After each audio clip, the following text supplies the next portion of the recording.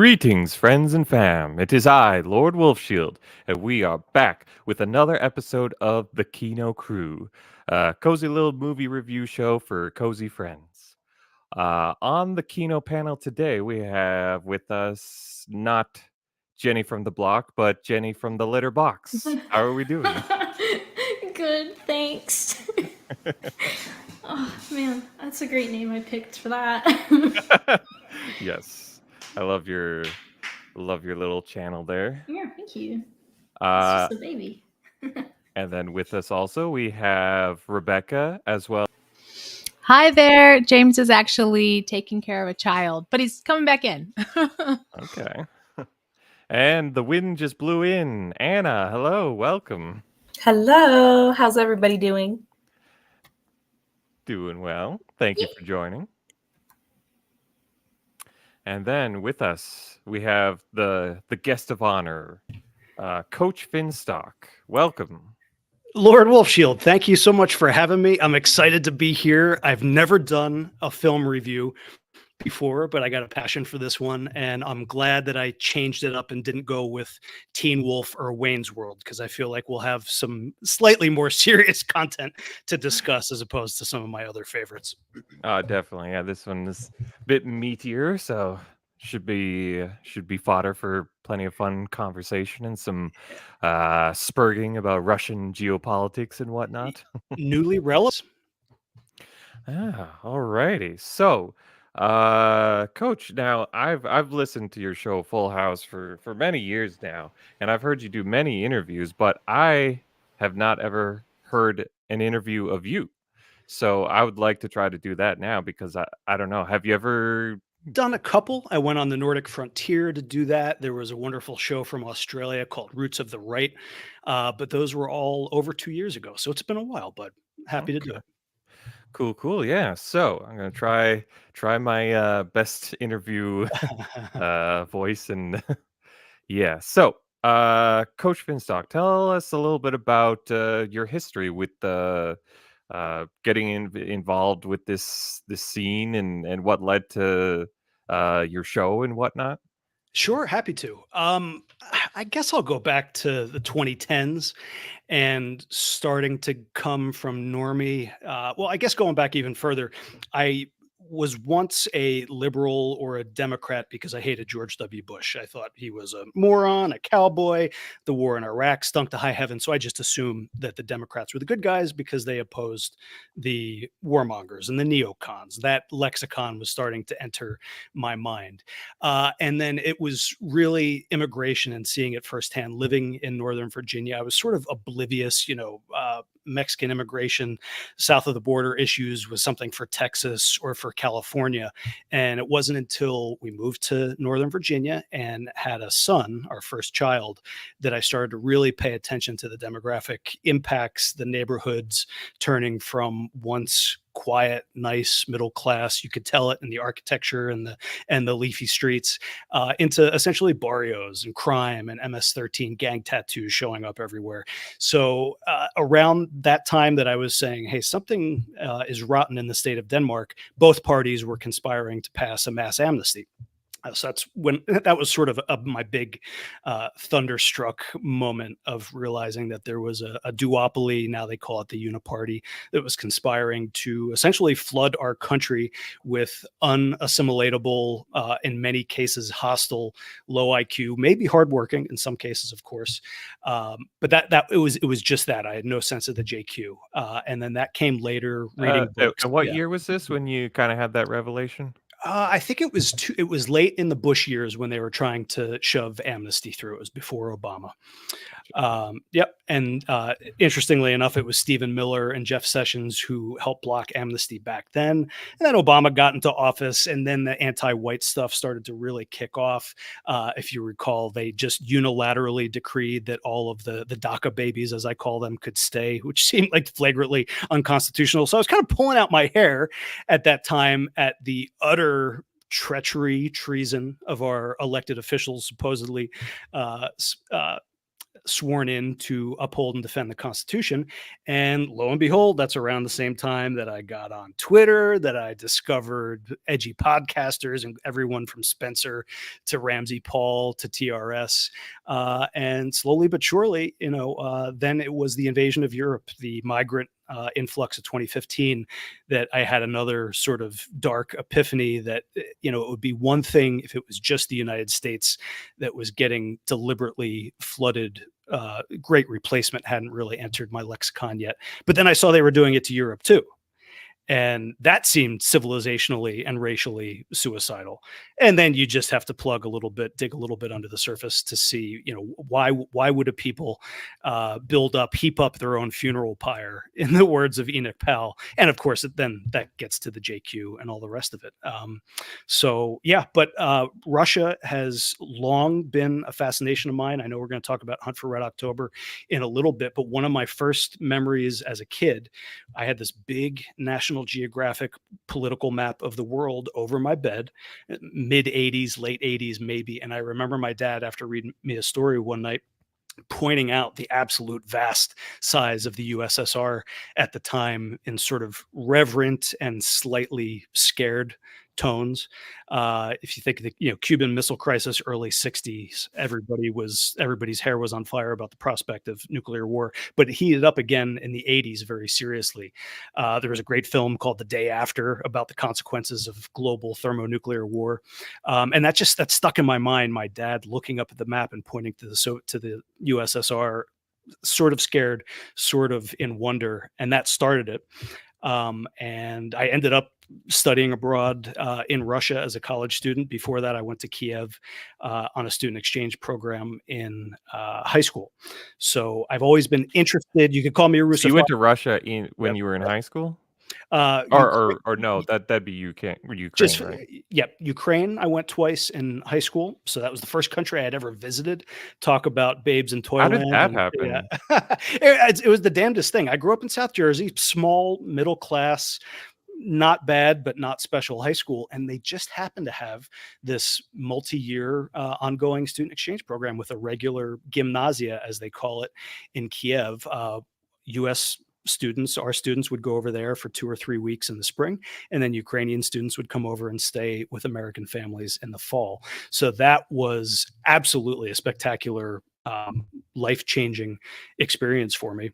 And I should add that reading The Hunt for Red October at some point in the early 90s as probably a 12-year-old, up until that point, as a kid, what do you read? Like science fiction or stuff that school assigns you. This was the first time I read a serious political, military espionage thriller. And I just said, God, up until that point, I didn't know what I wanted to do with my life. But reading The Hunt for Red October made me want to either work for the CIA or for the State Department, but certainly to move to Washington. So it was a cautionary tale. Fed confirmed. Coach is a Fed confirmed. No, I mean, it's no secret. I did live and study and work in Washington for over 2 decades. I am now humbly living in the beautiful wonders of rural West Virginia. But yeah, I worked for the government for over 6 years, clearance and all that. I don't talk about that stuff too much, not because I'm ashamed of it and because Spurgs might call me a Fed, but just because it is still not settled 100%. So I got to leave it at that. Do people actually accuse you of that? Because I was just thinking a joke. Not really. I'm sure like people have, of course, in the past, like in passing or whatever, but there's never been a real serious Fed jacketing on me. Partially because I've been around for so long, partially because I'm a really bad liar. I'm like kind of an open book.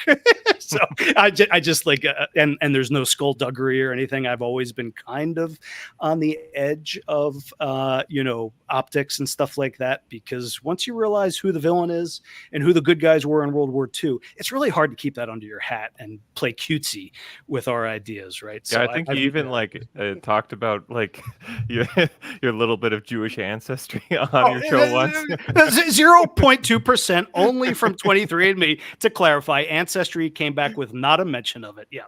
Right, but that's just kind of, you're a very open book about everything. Yeah. Yeah, it's just life is short. Our politics are risky, and they can be, they can be career destroying. But I always hated the rhetoric about "you'll ruin your life." Oh, you ruined your life. Like, what are you talking about? Like, I'm married. I've got a wonderful family. We've got plenty of food to eat. We're safe.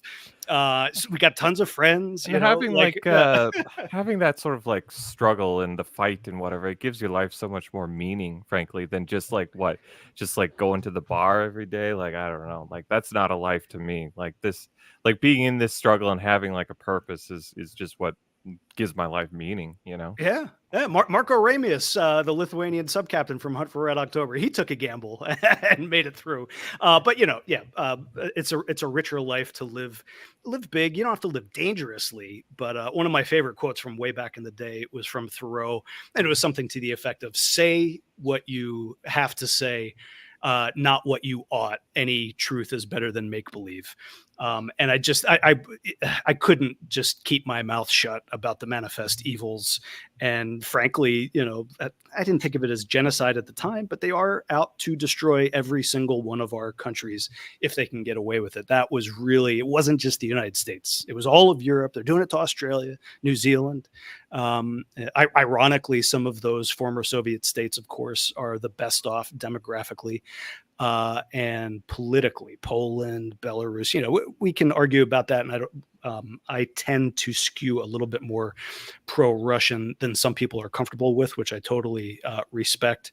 But perhaps we can, delve into that later. Yeah. All right. You have been doing the Full House show for 5 years now, right? I think you mentioned that on your latest episode, correct? You got it, buddy. Yeah, we just passed through the 5-year anniversary mark, started April 2019. That, of course, was an offshoot or a sort of renewed effort after the Fatherland on TRS basically wrapped up. And that was a show. What was the Fatherland? Like, so that was something you were a part of, or like, did you start that, or what? No, I didn't start that. A guy named Jim started it it went for 3 or 4 years. And I came on after going to Charlottesville. I was hanging out with, or just before going to Charlottesville, I was hanging out with one of their regulars who said, you should come on and talk about it. And, how it went and stuff. And I did, and I had a blast. And I liked, not anybody can talk about politics or the news or what have you, but it's a little bit rare or more difficult to put a human edge on fatherhood, on marriage, raising kids, etc. Of course, the enemy lampoons us and caricatures us as, basement dwelling, tendy eaters, etc. But some of the finest men and women I've known in my entire life, both just in terms of being kind and good people, but also in terms of being brilliant, hardworking, and accomplished, have been white nationalists or white advocates or whatever you want to call it, dissidents. So I enjoyed doing the Fatherland. It was a little bit slow paced. Everybody has their own preference, but I try to keep Full House hopping, essentially, to the point, because I used to listen to a lot of podcasts, and I always hated self-indulgent shows. And hopefully I'm not being that now on your lovely show, but just, time is money. I don't want to hear chit chat about this or that. I talk about important stuff, keep it moving, cover as much ground as possible. And that's what we try to do on Full House. It's not just a dad show. If anything, we've probably drifted a little bit from discussions of fatherhood and raising kids, perhaps too much, just because at a certain point you feel like you've covered everything, from home birth to circumcision to like graduation and all the rest of it. So we basically talk about whatever we want to. It's at full-house.com. You can check me out on Telegram, Pro White Fam too. And I'll be honest with you. The links are in the show description. Perfect. Wonderful. You're the man. But we'll keep doing it. I'll be honest, I'm 43 now. The kids are getting older. Living in the country has reduced my edge to a certain extent. When you live in an urban area or in a hyper diverse area, it raises your blood pressure, and you're intimately aware of the offenses being perpetrated against us. And then when you move, I've said this for a long time, that if you can work from home, if you can lower your cost of living, if you can get privacy, safety, a whiter, redder state, you should do it. I absolutely don't regret it at all, but it has taken a bit of the edge off of me because if I don't log into Telegram or look at the news, I could, in theory, be living in blissful rural ignorance. So, blessing and a curse, perhaps. M in the chat says, Coach was there for my family during our darkest hour. He is an amazing man and lucky to call him a friend, even if only on the internet for now. Well, thank you, Em. That means a lot. I actually don't know who that is. Yeah. And I hope Nullis also they're said doing well. The Yeah, Fatherland was a fantastic show. I saw that. Yeah, Yeah. Well, it thank you was. for your Yeah. kind comments. You bet. And thanks for everything that you do too, buddy. The creative artistic stuff is not necessarily my cup of tea, but I absolutely salute you and applaud you Yeah. for going for it, Yeah, I showed you. I sent you my One of your films. Bigfoot movie a long time, and you're like, I don't like it. I was a little more diplomatic than that. It was. That's all I heard. Yeah. And then I sent you my Baby Teeth movie, and I didn't even get a response. So I'm like, oh boy, he can't even come up with a diplomatic. No. He doesn't like it. But I thought that you would like that one more because it was it had like the fatherhood theme. Yeah. Maybe I'm corrupted by modernity and Jewish media. I only like big budget blockbuster movies, and I only like slickly produced electronic tracks, no skinhead music for me. No, I don't remember the second one, but sorry. I'm trying to get there. Yeah. Speaking of my film, I have another film I'm working on now that I'm Hey. working towards. It's called Once Upon a Time in Minnesota. A number of the people on the panel here are going to be acting in it, or yeah, I think pretty much everybody on this panel, except for you, Coach, is going to be acting in it. So, yeah, if you would like to help, because I'm trying to raise $10,000 right now. I have about 1,200 raised right now. But if you like my films, and this is going to be my biggest one yet, it's going to be like an hour long. Hell yeah. And I'm going to have like 13 people involved. So it's like I need to be able to pay for everybody's travel expenses and whatnot. That's like the biggest expense of the movie. So if you would like to help fund my next film, there's different ways. You can look in the description and find my Cash App and buy me coffee. Also, if you go to Odyssey, you can super chat and you can donate there as well. Do it. Yeah. Yeah. All right. So let's see here. Getting back to Full House. Is there anything? So you were on Fatherland, and then that it was just you and Jim. Oh no, there was a whole stable of fathers that were on that show. They had a hard and fast rule: you had to be a father to be on that show. So they had a bunch of regulars, but guys came and went. I came on near the end. What Charlottesville was August 2017, so I probably did it 2017 through 2018. Whether it ran out of steam, there were a couple personality conflicts, etc. But it was of its time, as Jim, the host, said. And then a few months, maybe 6 months later, I said, let's do this. Let's get the band back together. Sam is our longest time regular. Okay, Full so House. he was part of Fatherland. Yes, he was. Yep. Was he on before you got involved, or who got involved? Yeah, he only came on occasionally, and he kind of got pigeonholed into like the older sort of 1.0 guy who talked about sex all the time on that show. What? Really? Yeah,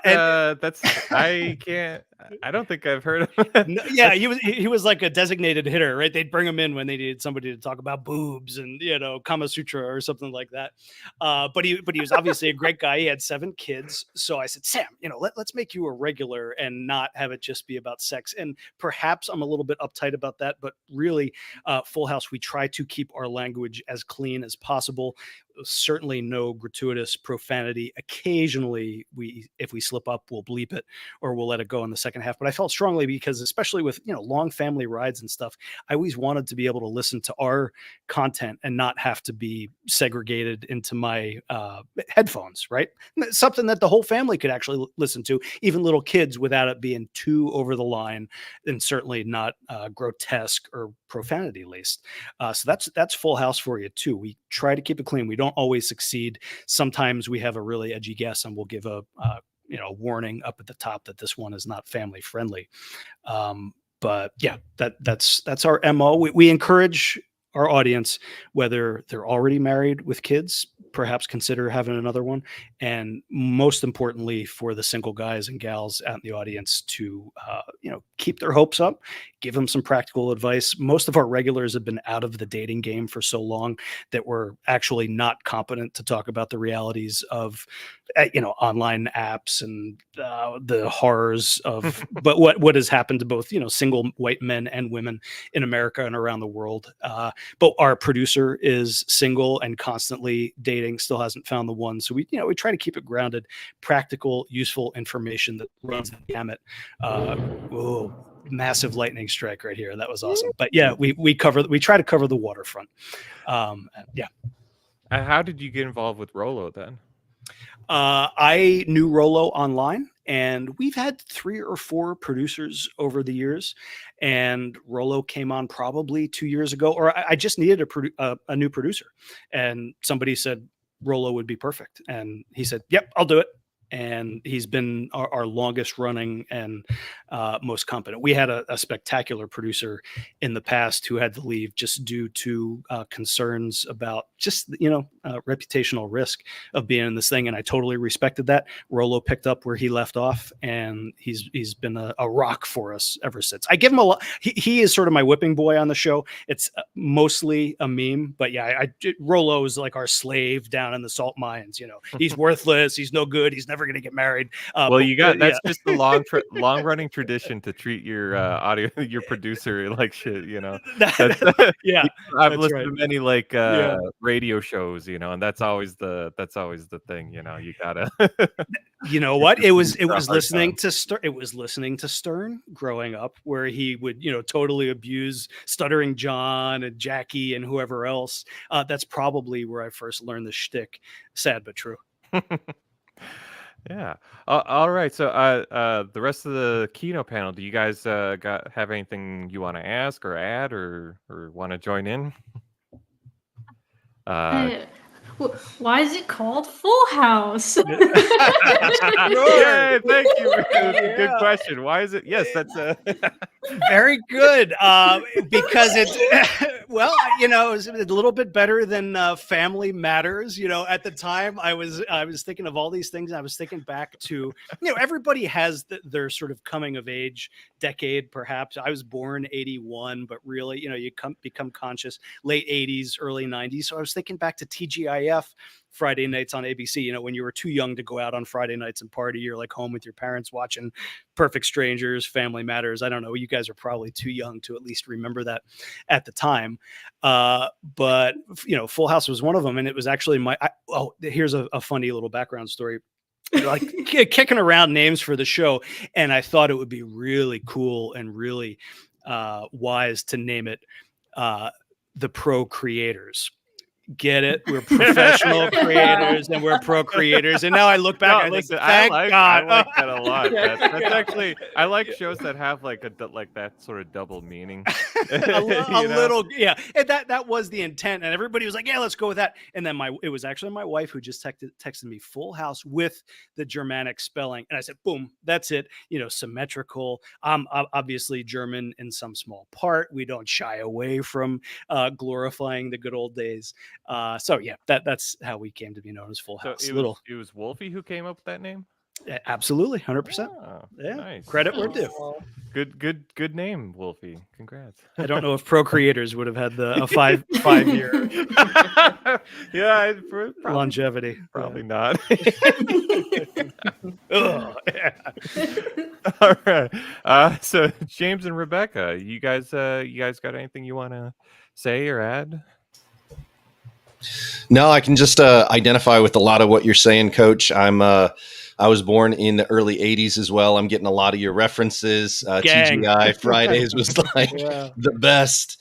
And then just growing up in the '90s, starting to become politically aware. Yeah. I loved the selection of this movie. I'm looking forward to the discussion. But what you were saying about when you started having kids, starting having a family, how that really changed your worldview. It sounds like your kind of red pill journey started quite a bit earlier than mine. But yeah, having kids, radically changed my perspective. It's like, the day before my wife was pregnant, the world, I thought I understood how things were going. And then I'm holding my daughter for the first time, and all of a sudden the world doesn't look as safe and secure as it did. And it got me asking a lot of questions, going down different rabbit holes and trying to Mhm. figure things out. And with the help of the YouTube algorithm back in the day, I Stefan Monalou and all the alt-light guys, I started listening to them, and so yeah, your story definitely resonates quite a bit, and I'm looking forward to tonight's conversation. Absolutely. Thank you for that, James. Yeah, once you have kids, it changes everything. It's a life 180 for sure. And one of the many lessons that we share on the show is that I wish we started having kids earlier, because we got married at 25, didn't have our first until 30. And I suspect that probably the overwhelming majority of men and women out there wish that they had started. That doesn't mean you have to make it happen on your wedding night, right? There's nothing wrong with a couple years of travel or self-indulgence, Netflix and chill or whatever, but sooner the better for all of the reasons. Having more energy, giving you more option to have more kids down the road, etc. And just because it's the right thing to do, and Netflix and chill is ultimately pretty vacuous and self-absorbed. Kids 100, quite the 100%. opposite. Yeah. But yeah. Hunt for Red October. The book made a massive impact on my life, and I remember seeing the film years after and enjoying it, but it didn't necessarily make a big impact on me. But some of you guys I know went back and watched it. I went back and watched it 2 nights ago, and holy cow, it stood the test of time. If anything, I enjoyed it more than the first couple times. Because it really drove home that, hey, Russia is our enemy again. All of this stuff, what's past as prologue, is now into the forefront. I mean, just today the Russians opened arguably another front in Ukraine against Kharkiv. I will not, we don't have to go into Ukraine versus Russia, who's the good guy, who's the bad guy, but it remains arguably the most important geopolitical thing going on in the world, even more so than Israel into Gaza. And it really is, to me, an intra-civilizational conflict that harkens back to the Cold War and could get us all killed. And that's really what this movie is about, is existential risk of nuclear war, which I have never bought into the argument that was all fake and gay theater to keep the proles scared, or, working hard for Uncle Sam or Uncle Stalin. Yeah, I was back in the day, I was definitely on track to join the military. I loved all of these shows. All the movies featuring Jack Ryan, I think were pretty good. I always enjoyed them, and I remember watching this and seeing how a small engagement could expand into a much bigger deal involving these two nuclear powers. Yeah. And how things can spiral. So whether it's this movie or Sum of All Fears or any of those kind of Jack Ryan films, these were a lot of fun. Absolutely. And this one is my favorite. And Wolf Shield, if I can, I made a few notes of, I haven't listened to a lot of movie reviews.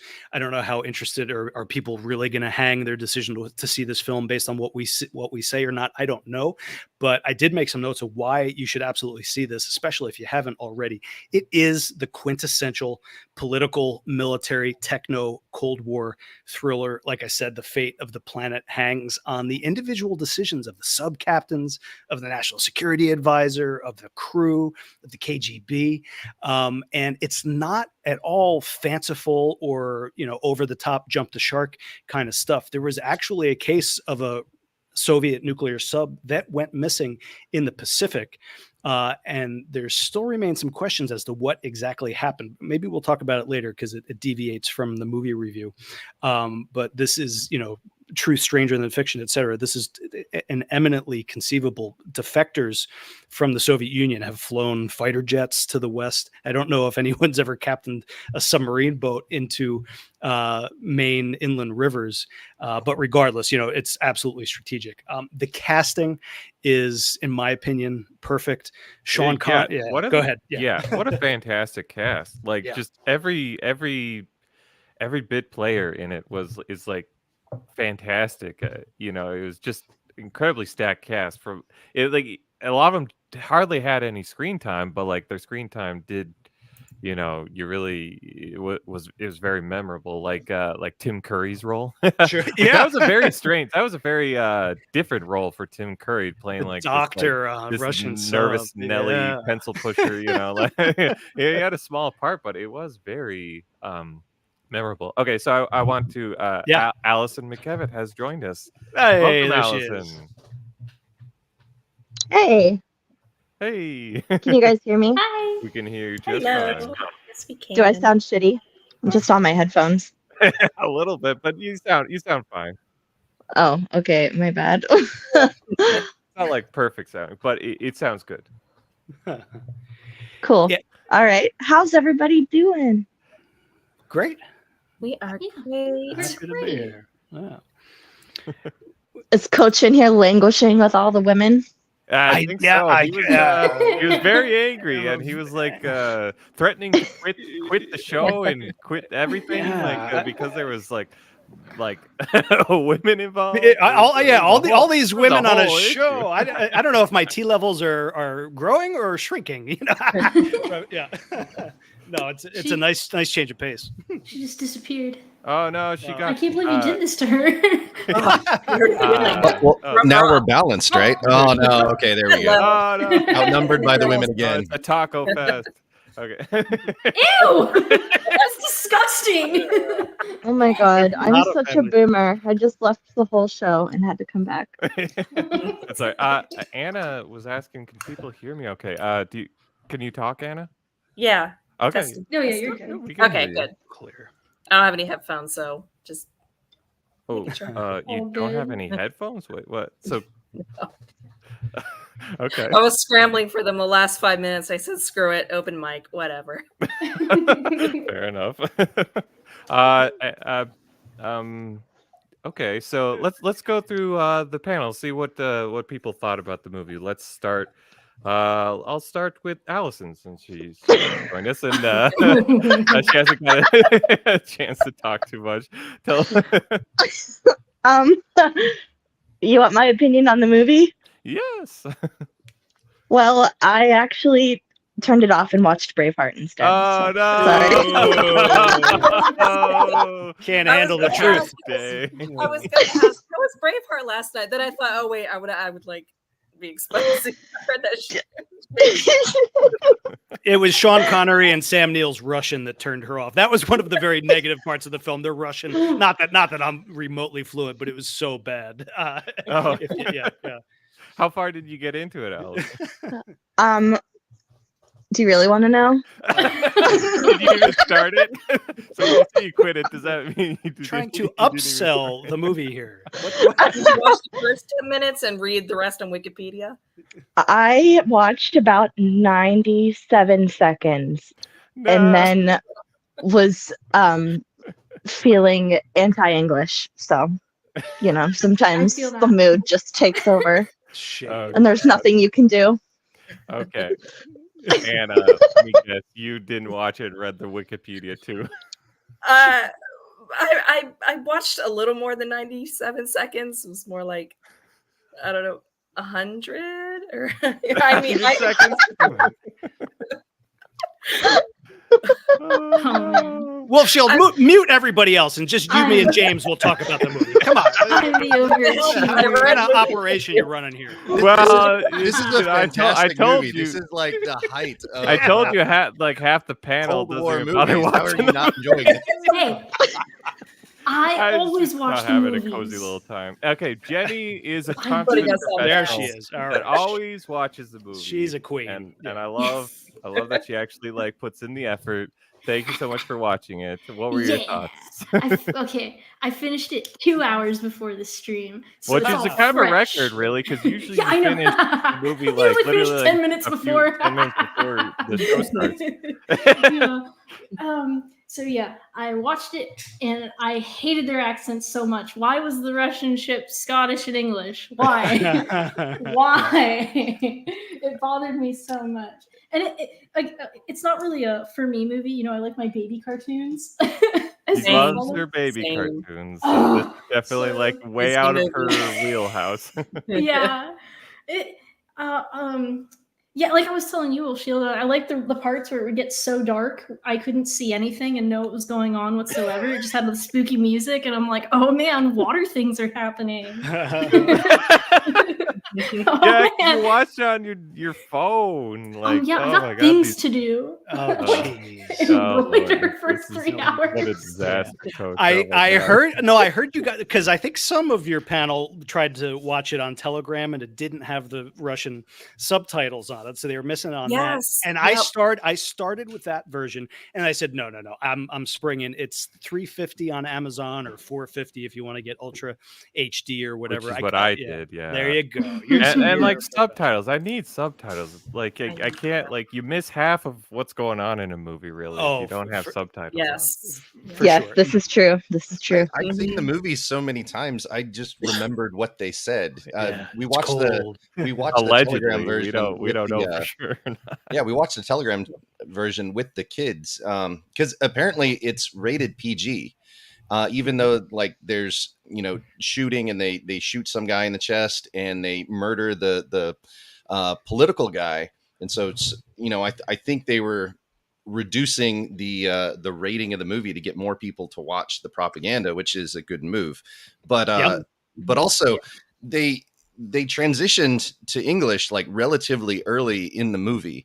Yep. And I really liked how just based on coloring and the cinematics, you could usually tell just by what color was on the screen, like what ship you were on, or whether it was, a US or a Soviet a boat. And so I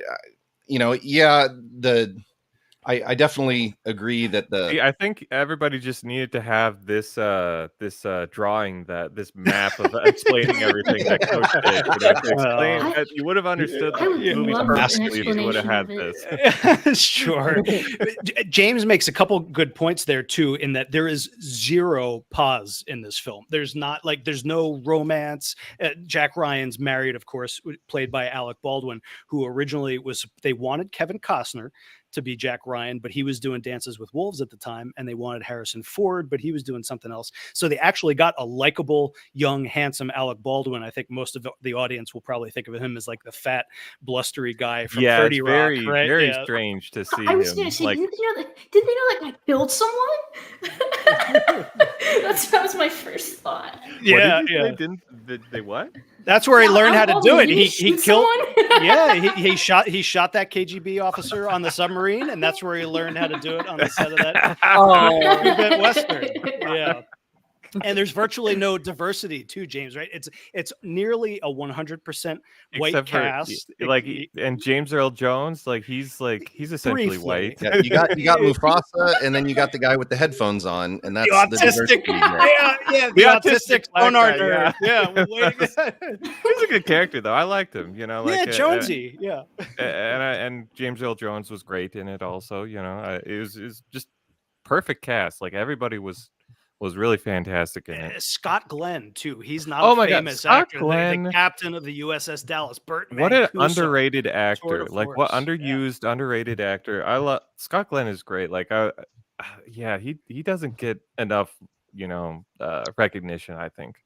And I forgot that Stellan Skarsgård was the sort of Very rogue. young Or, I mean, Stellan yeah, Skarsgård. he wasn't rogue. He was actually doing his government's bidding, which was to go kill Red October. He's, if the people don't recognize the name, he was the professor in Good Will Hunting. That's what you remember him from. And most And recently, he was the Bootstrap Bill in Pirates of the Caribbean. that's right, and the big fat bad guy from Dune too. Exactly. Yeah. It was kind of interesting. Some of the shots you could really tell he looked like he's got like some sons working in Hollywood. He kind of looked like Bill Skarsgård sometimes in some of those shots. Yeah, And all these guys smoking in submarine. I'm old enough to remember when you could smoke in restaurants and bars, but the idea of like everybody chain smoking in a really like crowded submarine. Oh man, those were the days. Yeah. I don't know. I'm As kind a of child glad of the we 80s and the don't have. 90s, just one of those Sunday mornings going to Luby's after church, and everyone having a cigarette in their hand while you're enjoying like a late breakfast, early lunch. Yeah. We were a stronger people then. Coincidence? I don't know.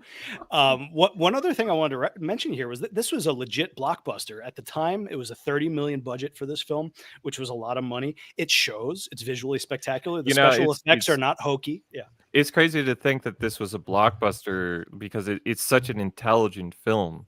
Yeah. And like an intelligent film like this would never be a blockbuster today.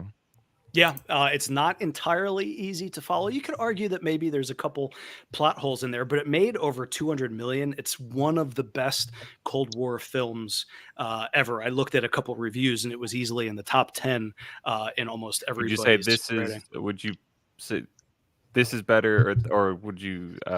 The other big one I can think of is Doctor Strangelove. Doctor Strangelove, yeah, they're just completely different films, right? Strangelove is great, and Gonzo, and almost it's a satire as well as a drama and stuff like that, but it doesn't take itself too seriously. This movie is dead serious without being over the top on that. I loved Dr. Zhivago. It's not exact; it's more like a Russian Soviet drama, of course, but it has elements of the Cold War in there. And it was interesting that the book came out in '84 at the height of the sort of was second like Bolshevik wave. Revolution, though. It was, and then I think it gets in. You're absolutely right. It wasn't really Cold War. I just still lump it in there as one of my favorite films. But it was a concern when they released the film, which came out in 1990, because the book was written '84 by Tom Clancy, of course, who at the time was a nobody. He was an insurance agent on the Chesapeake Bay in Maryland. And then he's like perhaps a nautical autiste. He just creates this spectacular manuscript from whole cloth and like Jane's reviews of ships. And apparently he hung around shipyards, and there was a lot of there's still debate whether he was an op of sorts, because at first they were questioning censoring the manuscript because it certainly appeared to have classified information in it. And then everybody who was a little bit more skeptical said there's no way that this random Joe living on the bay could have come up with this level of detail and knowledge, without serving and stuff like that. So there's still a little bit of mystery. And hey, if it was a psyop, it worked on me, right? Because I was absolutely captivated by his writing. I used to get home from school and go up into my room with everything from Hunt for Red October all the way up to Executive Orders. At some point, Clancy jumped the shark. And is he still writing? No, he died. Oh. And I think he got sick toward the end, and all these ghostwriters came in, it was like Tom Clancy's Rainbow 11 with John Clark, Right. He just, that's like he with lost James Patterson, it's always like him and a ghostwriter, and it's like, oh, okay, well, that's clearly the ghostwriter did everything now. As far as that psyop you were talking about, that's actually the feeling I got reading reviews, watching a little bit of the movie, because it reminded me of, Top Gun Maverick, American Sniper, 13 Hours. This kind of sounds like the same neocon purpose of gearing towards, boys or, boys going into adolescence, maybe going into high school. Kind of, it seemed like it was geared towards that audience. I wonder why. What was the purpose behind, trying to appeal to that audience? Oh, like you said, I, wanted to join the government. I wanted to join the military. I wanted to. That's the feeling I got from it. Oh, so it made sense. And Ronald Reagan, I read Ronald Reagan himself read and gave the book glowing reviews, no Yep. pun intended, glowing reviews. And when, so it was that funny was when- what supercharged it. Yep. When Reagan reviewed Yeah. it, that's what sent it into the stratosphere in terms of the book sales. Yep. Yes. Yeah. And it reminded me too, I mean, I was too young to really like go to school and be like, I'm going to get good grades because the Soviets are working hard. You know, that was more of a function of the 50s and the 60s. But any good or strong militant empire or nation kind of functions better with a boogeyman waiting out in the wings, whether real or imagined. And you can see that the system's trying to do that. I don't think they're doing it very effectively with Russia. China is probably an easier sell, but the country's been so hollowed out, and they've so paused and gayed and diversified and trannied everything from the military to schools to the military academies that like, sorry Charlie, no dice. Like, even if the Chinese are dead set on global domination and, you know, Red Dawn Chinese style, like, you're not making a very compelling case for why I should, you know, enlist or go to one of the military academies or study really hard to beat those Chinese, because we've been so culturally, intellectually enervated, eviscerated. It's a civilizational tragedy. It gives me no pleasure to say that. But back in the 80s, 1990, the Berlin Wall had already come down when this film came out. And the producers were concerned that it wouldn't have quite the cachet it did when people were more concerned about nuclear war. But then they, thank God, they went through with it. And now, you know, I just read a random blog post the other day that said, no, we are in World War III. World War II didn't just magically kick off in August or September 1939. It really started with the Japanese going into Manchuria in the early 1930s. And the pressure built and the pressure built. And that's what we're seeing everywhere, from obviously Israel obliterating the Palestinians, the Russians pushing back on what I view as our irrational, counterproductive imperial intrusion into their sphere of influence, and China and Taiwan, and take your pick, and making enemies. You know, back in the Cold War, we primarily had to worry about Russia. We had pacified the Chinese, at least, and played them off. Now we've got to worry about Russia. We got to worry about China. We got to worry about Iran, North Korea, and God knows who else is going to enter that axis. I'm not going to call it an axis of evil, but they have massive chips on their shoulders, and the bills are coming due from decades of U.S. arrogance and imperial overreach. And this film just like really just brings it back to what's past is prologue. It's happening again. Wolf Shield, should we talk just a little bit about the plot? I mean, obviously no spoilers or whatever, but yes, I mean, is like, necessary. spoiler I mean, for a 40-year-old movie or whatever. fair Sure, enough. Let's just kind of or I just always, some of the I'm highlights. still, As you I like. try to like. I'm still trying to figure out what the show is and like how to best approach like a movie review show. But yeah, let's start. Just kind of start laying down the plot and whatnot. Or, well, before you do that, Rebecca, like, did you have any thoughts also on the movie? Because I don't think you said anything yet, Rebecca. I did watch the whole movie, all 2 hours and 16 minutes or whatever it was, and I enjoyed it. I mean, it was suspenseful and exciting, and like y'all have said, like it actually was suspenseful and exciting while also being intelligent, and I appreciate And that was so nice to have, like, a movie that like engages your brain. You know, it's such a rare thing these days. Well, to really get it, you had to understand the motivations of the different factions, and and it wasn't so it requires a certain level of IQ to kind of understand it. So it fully engages the intellect. It's exciting. There's consequences to the action. You feel invested in the characters, it was really, really good propaganda.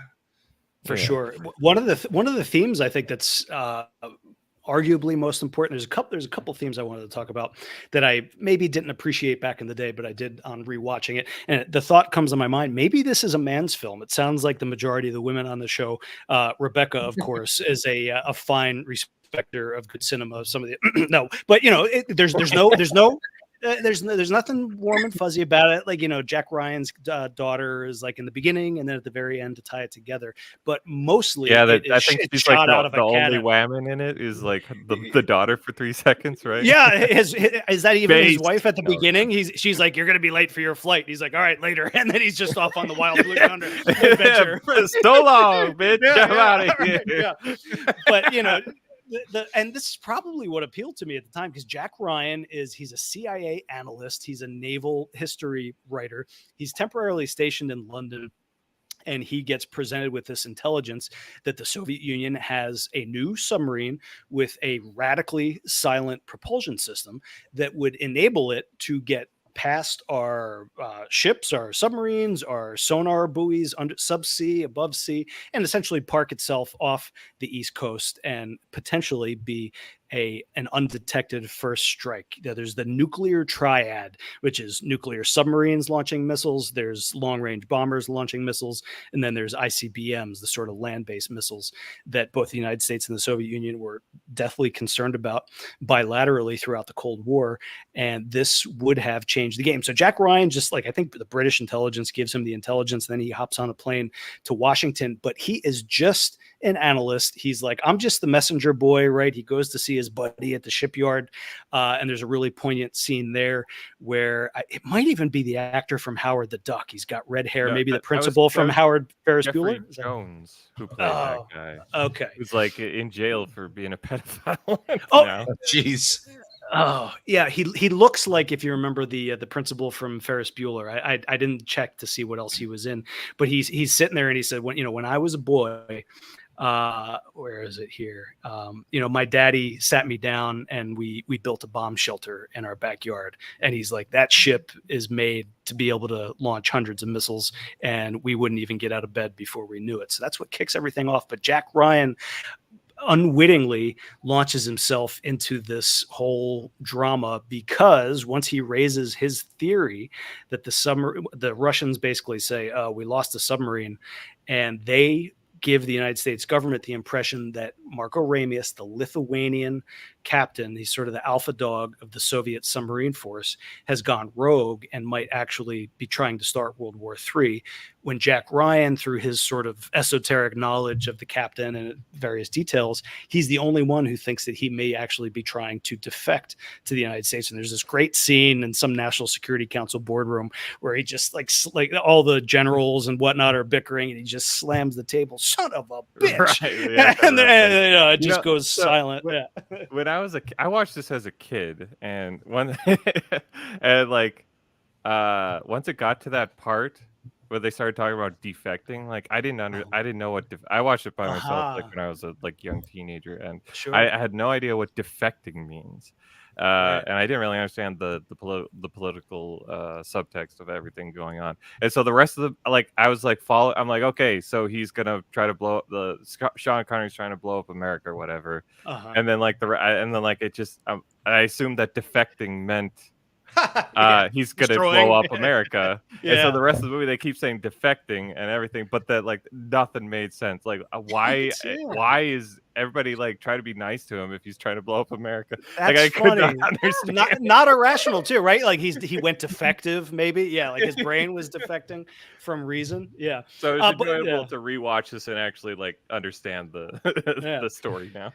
But Jack Ryan's like, I'm just an analyst. I'm not cut out to this. Send some cowboy, send some special agent, and they're like, nope, you're going to do it because he's expendable. Because if he dies, it's not a big deal. And it's kind of a cockamamie scheme. So Jack Ryan became this famous character for many books and maybe many movies because he was kind of an everyman desk jockey bureaucrat who stakes basically his entire career and his profession on this wild theory that this submarine captain is not trying to start World War III, but is actually trying to deliver us this intelligence coup par excellence into our hands that nobody really believes. It's a huge gamble. He's not just gambling his profession, he's gambling arguably the fate of the world. And then he has to overcome his own self-doubt. He hates flying. He probably hasn't shot a gun in a long time. He was in the Naval Academy. He crashed, and he's basically been riding the pine since then. And he embraces it And there's one scene where a helicopter is trying to land him on top of a United States submarine in the middle of the Atlantic. And they're like, it's too wide. And people are getting shocked. The waves are choppy. And the helicopter pilot's like, forget this. This is not happening. And he just cuts the cord and jumps in the water and goes for it. And then they fish him out and bring him on board to further the evaluation of what the op is going to be. But, the bureaucrat white man, very intelligent, but questioning himself about his theory of the world or this specific operation is pretty poignant for a lot of us, I think, for at least for myself, I'll say. Yeah, particularly, because he's encountering this like intense pushback, like with his theory everywhere he goes, and he has sure. to really try to break everybody down. It's quite a lot of work to try to do that. And that was one of the things that was a little bit dicey in the plot or whatever, is basically the Soviet Navy and the American Navy are going to kill Ramius in the Red October because they legitimately think the Soviets know that he's defected. Ramius sent a letter to the Soviet high command telling them he was defective, which at the time I was like, why in God's name did he do that? And then eventually he tells his co-conspirators that it was just like Cortez burned the ships upon landing in the New World so that there was no turning back. And they're like, you son of a bitch, this is crazy. Yeah. Now they're going to come. You just made this 10 times harder, you maniac. That really, that was definitely something that didn't make I understood it kind of he needed to do that for like the dramatic effect, convenience, and to raise the stakes. But it really, there wasn't a very, very good reason for it. Go ahead, Jay, please. But in a real sense, you get everyone to agree with you when times are good, when everything's just an idea. But you need people in the moment when the pressure's on to be fully committed, and so you need that kind of, let's burn the ships. There is no turning back. This is a one way trip. And I give us chances 1 out of 3. Yeah, 1 out of 3. And that was when it was just the Soviets after them, which I thought it was brilliant how they brought the Americans. And so now you have all the military force of the Soviets plus all the military force of the Americans hunting this one ship. Yeah. And the movie does such a great job building that tension over time throughout the movie. Like before it's Ramius against, the other Soviet sub-captain that he trained. And then it's every other warship. And then it's all and then the it's American like you're a saboteur in your own ship. And plus the saboteurs within the ship. Just like your crew, like in general, like doesn't even know what's going on. So you have to deal with how to proceed everything you're doing and still keep them thinking that you're doing something else, And there's so many layers to everything. And mentioned the KGB officer on the submarine. There's all sorts of redundancies and whatnot, and they essentially had one overt KGB officer on the ship and one covert officer. They didn't know who it was, who once that covert officer finds out what Ramius is trying to do, essentially becomes a full-time saboteur. Okay, I didn't pick up on that. Was that in the cook? Yeah. Did they spell that out in the movie, or was that in the book? Because I was like, when he's talking to the political officer, the overt political officer that gets murdered very early in the movie, he's like, how many others are on my ship? He's like, as if I would know. I wouldn't know if there are. Right, but after that, they don't really explain that the saboteur is right. If you go back and watch it, there's a scene. He's just a cook, and he's looking on. You'll see him in the background. He's felt very anticlimactic when Alec Baldwin gets there. He's like, a cook. I like that part. Cook. Yeah. Who the fuck is this guy? I haven't seen him yet. And we didn't mention it, but I've never seen this done in film before. It was really slick. We talked a little bit about the Russian transitioning to English, but they zoom in before Ramius knocks off the KGB officer to enable him to enact his defection. They zoom in on the officer speaking Russian, and then once he hits Armageddon, which is the same word in Russian and English, then it starts to pan out and he's speaking English. And I thought that was a slick way to do it. Yeah, that's a very iconic shot, and I've seen them do that in other shows and movies. Like Lost. You see the show Lost? They did that same exact thing, where with Saeed, they were speaking Arabic, and I did the zoom in, and then he started speaking English, and it zoomed out. So it's a very iconic shot. very clever. And one more thing on the Jack Ryan powers of persuasion. The orders have gone out to sink Red October, and then he goes on this wild goose chase to the USS Dallas, which is closest to the Red October, and perhaps the most ludicrous aspect of the plot. And I can't remember the book that well, whether it was in there, was that Jonesy, the black sonar expert, this brand new submarine that's totally silent, nobody can hear it. In the span of a few hours, he's able to detect, the sound of that submarine sounds like a magma displacement under. So they're totally able to track this ship that is supposedly silent and going to cause World War III. But yeah, Jack Ryan is able to somehow persuade the salty, no nonsense Captain Mancuso to send up the periscope and try to gamble and parlay with Ramius. Yeah, that was pretty fun that he just took a complete gamble on which way he might turn. That was yeah. Ramius knows. He's like, my concern is not the Soviet Navy. I know the tactics. It's the Americans we have to worry about. Are we going to get a buckaroo, or are we going to get somebody who can play? And Jack Ryan's, he's basically just making it up as he goes along on a piece of paper, and then Mancuso is sending the Morse code over to Ramius, and whatever, when he gave him the details, this is how we're going to pull it off. Ramius just pulls down the periscope, oh my God, it was just a really great scene where even he was unnerved by the sort of daring do of the Americans to propose something so apparently outlandish. Really high drama. Yeah, I liked the back and forth of the two submarines a lot. I liked the submarine sounds. That's great. Really good. That was your favorite part, the submarine sounds? I already told you I like Pacific Rim because I like all the spooky sounds. So this movie really did that for me. Test the sonar, one ping only. Pew! Yeah. Yes. Yes.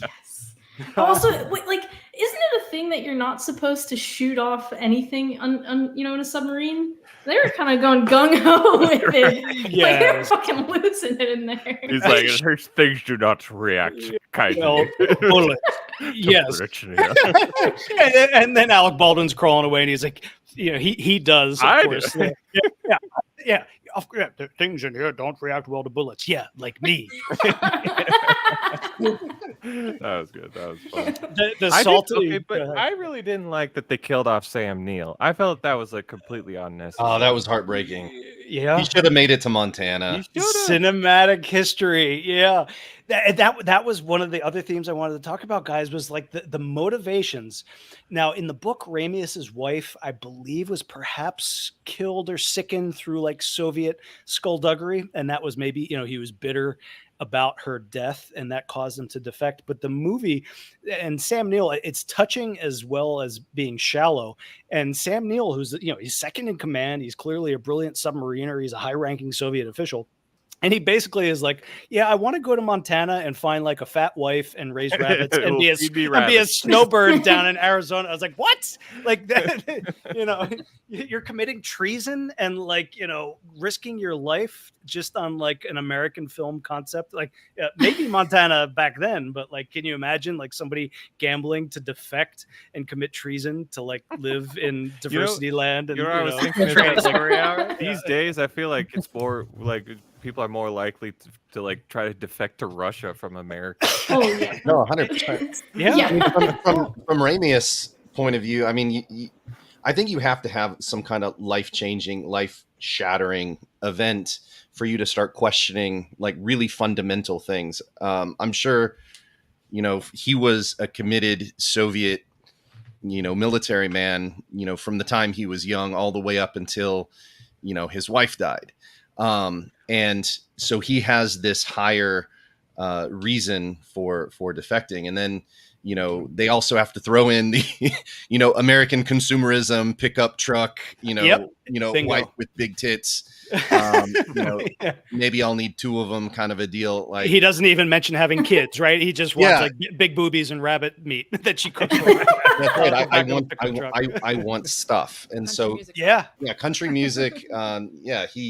He wants American consumerism. And so there's the American, military, power, but then there's also the soft power, the Xbox and chicken wings. Sure. Yeah.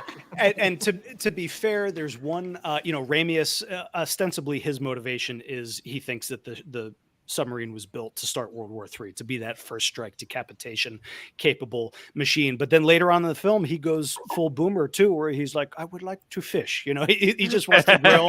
He just wants to have a cold one and fish, and he's willing to risk a watery grave or a Soviet, torture and execution to just go I'm pretty sure, even in the Soviet Union, you could go fish. But to be fair, there was a poignant scene in there with Sam Neill where he's talking about Montana, and he asks about, and I can travel to Arizona without, internal passport control or something, which was a very true thing. In the Soviet Union, you couldn't just drive from Moscow to, Kaliningrad, certainly not because it was separated, but to Vladivostok without a good reason, right? Whereas, of course, here you want to pick up and hit the road, you can do it. So they also as someone who reference travels across the states literally every twice a month, really, because I'm traveling all over America to go see people, friends, and whatnot. I was like, yeah, that definitely hit hard for me. With a Well, car, you they can also go talked anywhere about you in want.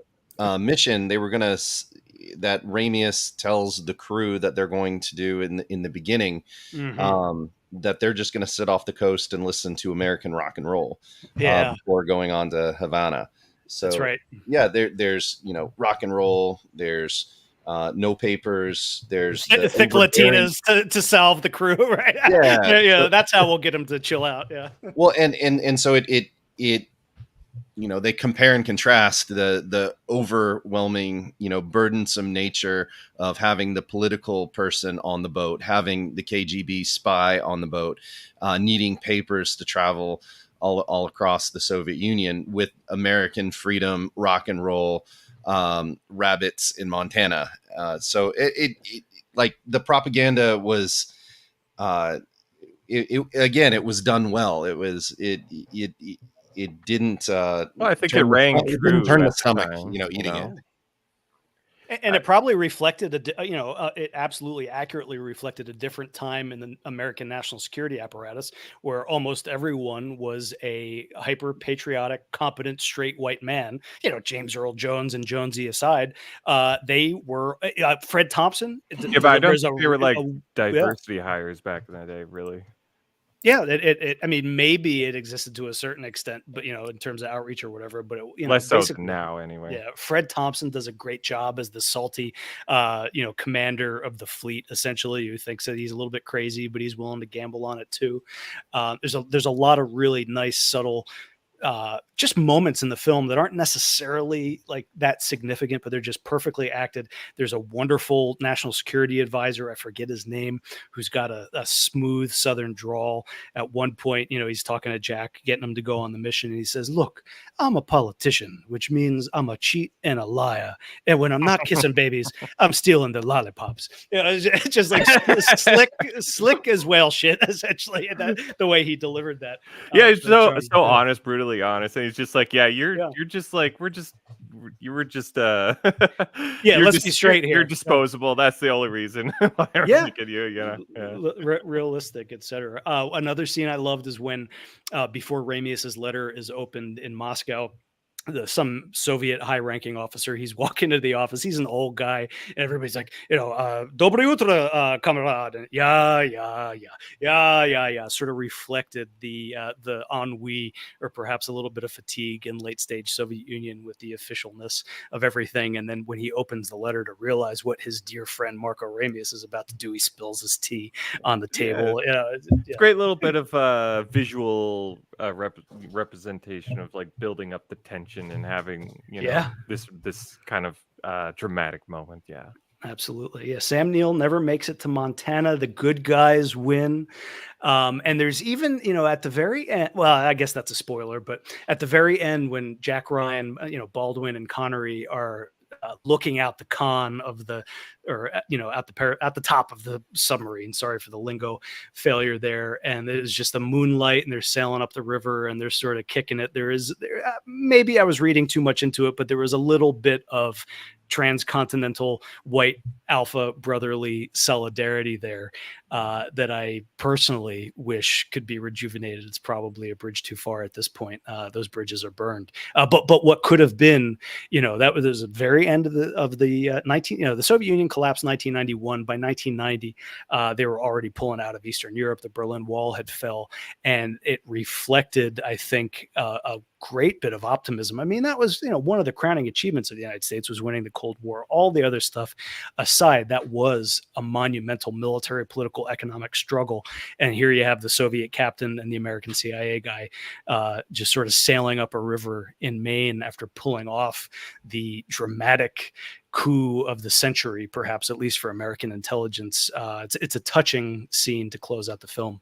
After, Jack, of course, overcomes his fear of flying by being so dead dog tired. He's essentially just running on Pervitin or Pervitin, you would think, throughout the whole film. No sleep till Brooklyn, no sleep till Penobscot or whatever it was. It was better watching it 10 years, 20 years after I watched it the first time than it was than it was originally. It aged really well. Yeah, I was worried because I've gone back and tried to watch MacGyver or something like that, and it's almost unwatchable. And this movie holds up remarkably well. Yeah, there's no cheese to it. It's very serious. It's very competent. It's beautiful, and even the special effects come through well.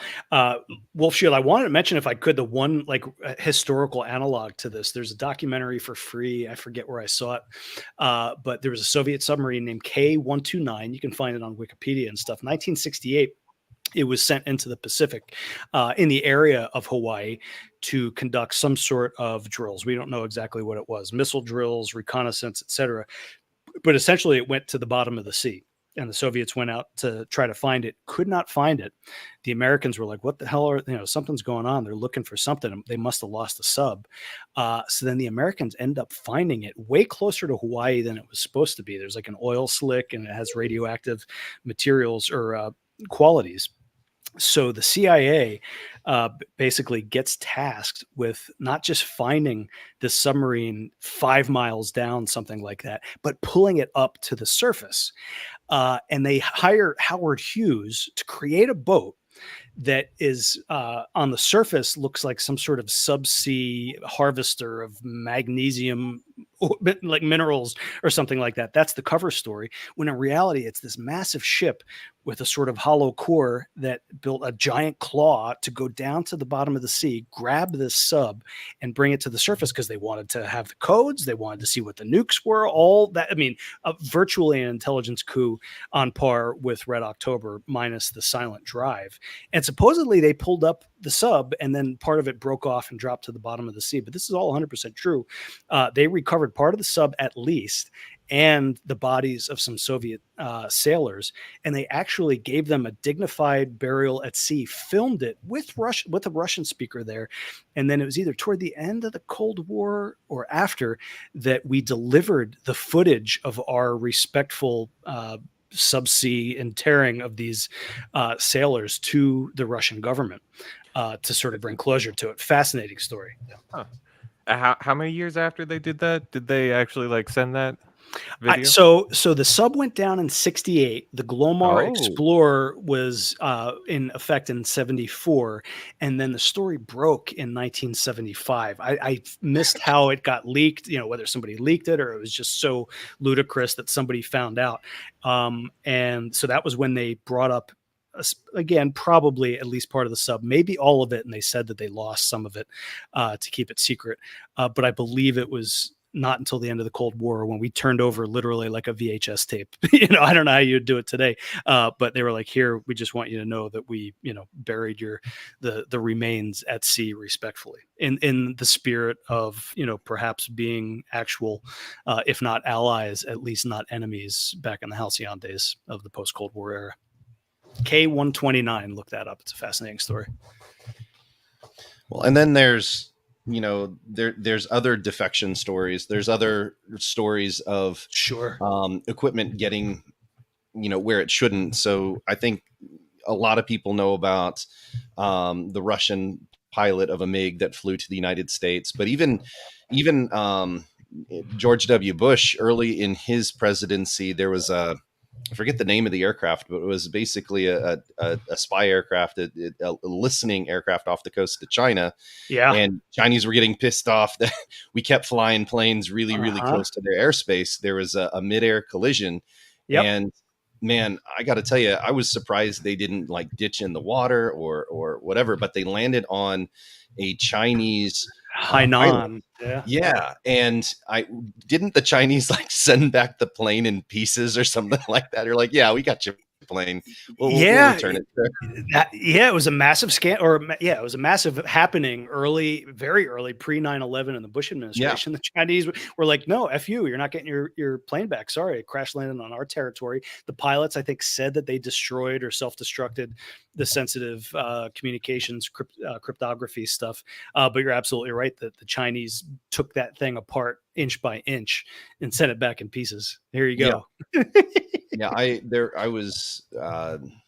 had friends in the military. They were very they thought it was just a scandal that they didn't just crash in the ocean or something like that. The idea that you would land on enemy territory was something like that. And then I remember the interviews like on Fox News and everything, and they'd have the analysts on, and they had this old grizzled general that reminded me of the American sub captain, and he's like, well, if it were up to me, the plane would already been obliterated. Like he's like nothing that 4 Tomahawk cruise missiles can't take care of. Yeah, they could. That would have been a ballsy move. I guess Bush was newly in office and not quite up to cowboy status that 9/11 gifted him. And more recently, there was a Russian. I don't know if he was a fighter pilot or just a regular rank and file guy, but regardless, a not insignificant Russian soldier or pilot defected to Ukraine and then eventually migrated all the way to Spain to, in theory, live the good life. I don't know if they have a witness protection program for Russian defectors, but he got whacked in Spain over the past few months, and almost certainly Russian intelligence, FSB or whatever they use for those sort of wet works, just went and killed him. Said, no, you do not defect from us to the West. We're going to send a message, and you can't necessarily blame them for that. Hey, I recommend it. I don't know if it's streaming for free on. The only things that I had were like Amazon Prime and Freevee and with the rest, and I just had to go with the Amazon Prime. But I think it's absolutely worth it, and probably is more worth reading the book perhaps first, or reading the book alone. I've been trying to get our oldest, 12 years old, to read The Hunt for Red October for his old man. Maybe kindle a little bit of interest in the old the old game. No success yet though. He's still big into sci-fi. I have a question about the book. Does the book explain what happened to his wife a little bit better? Because the movie leaves it very ambiguous.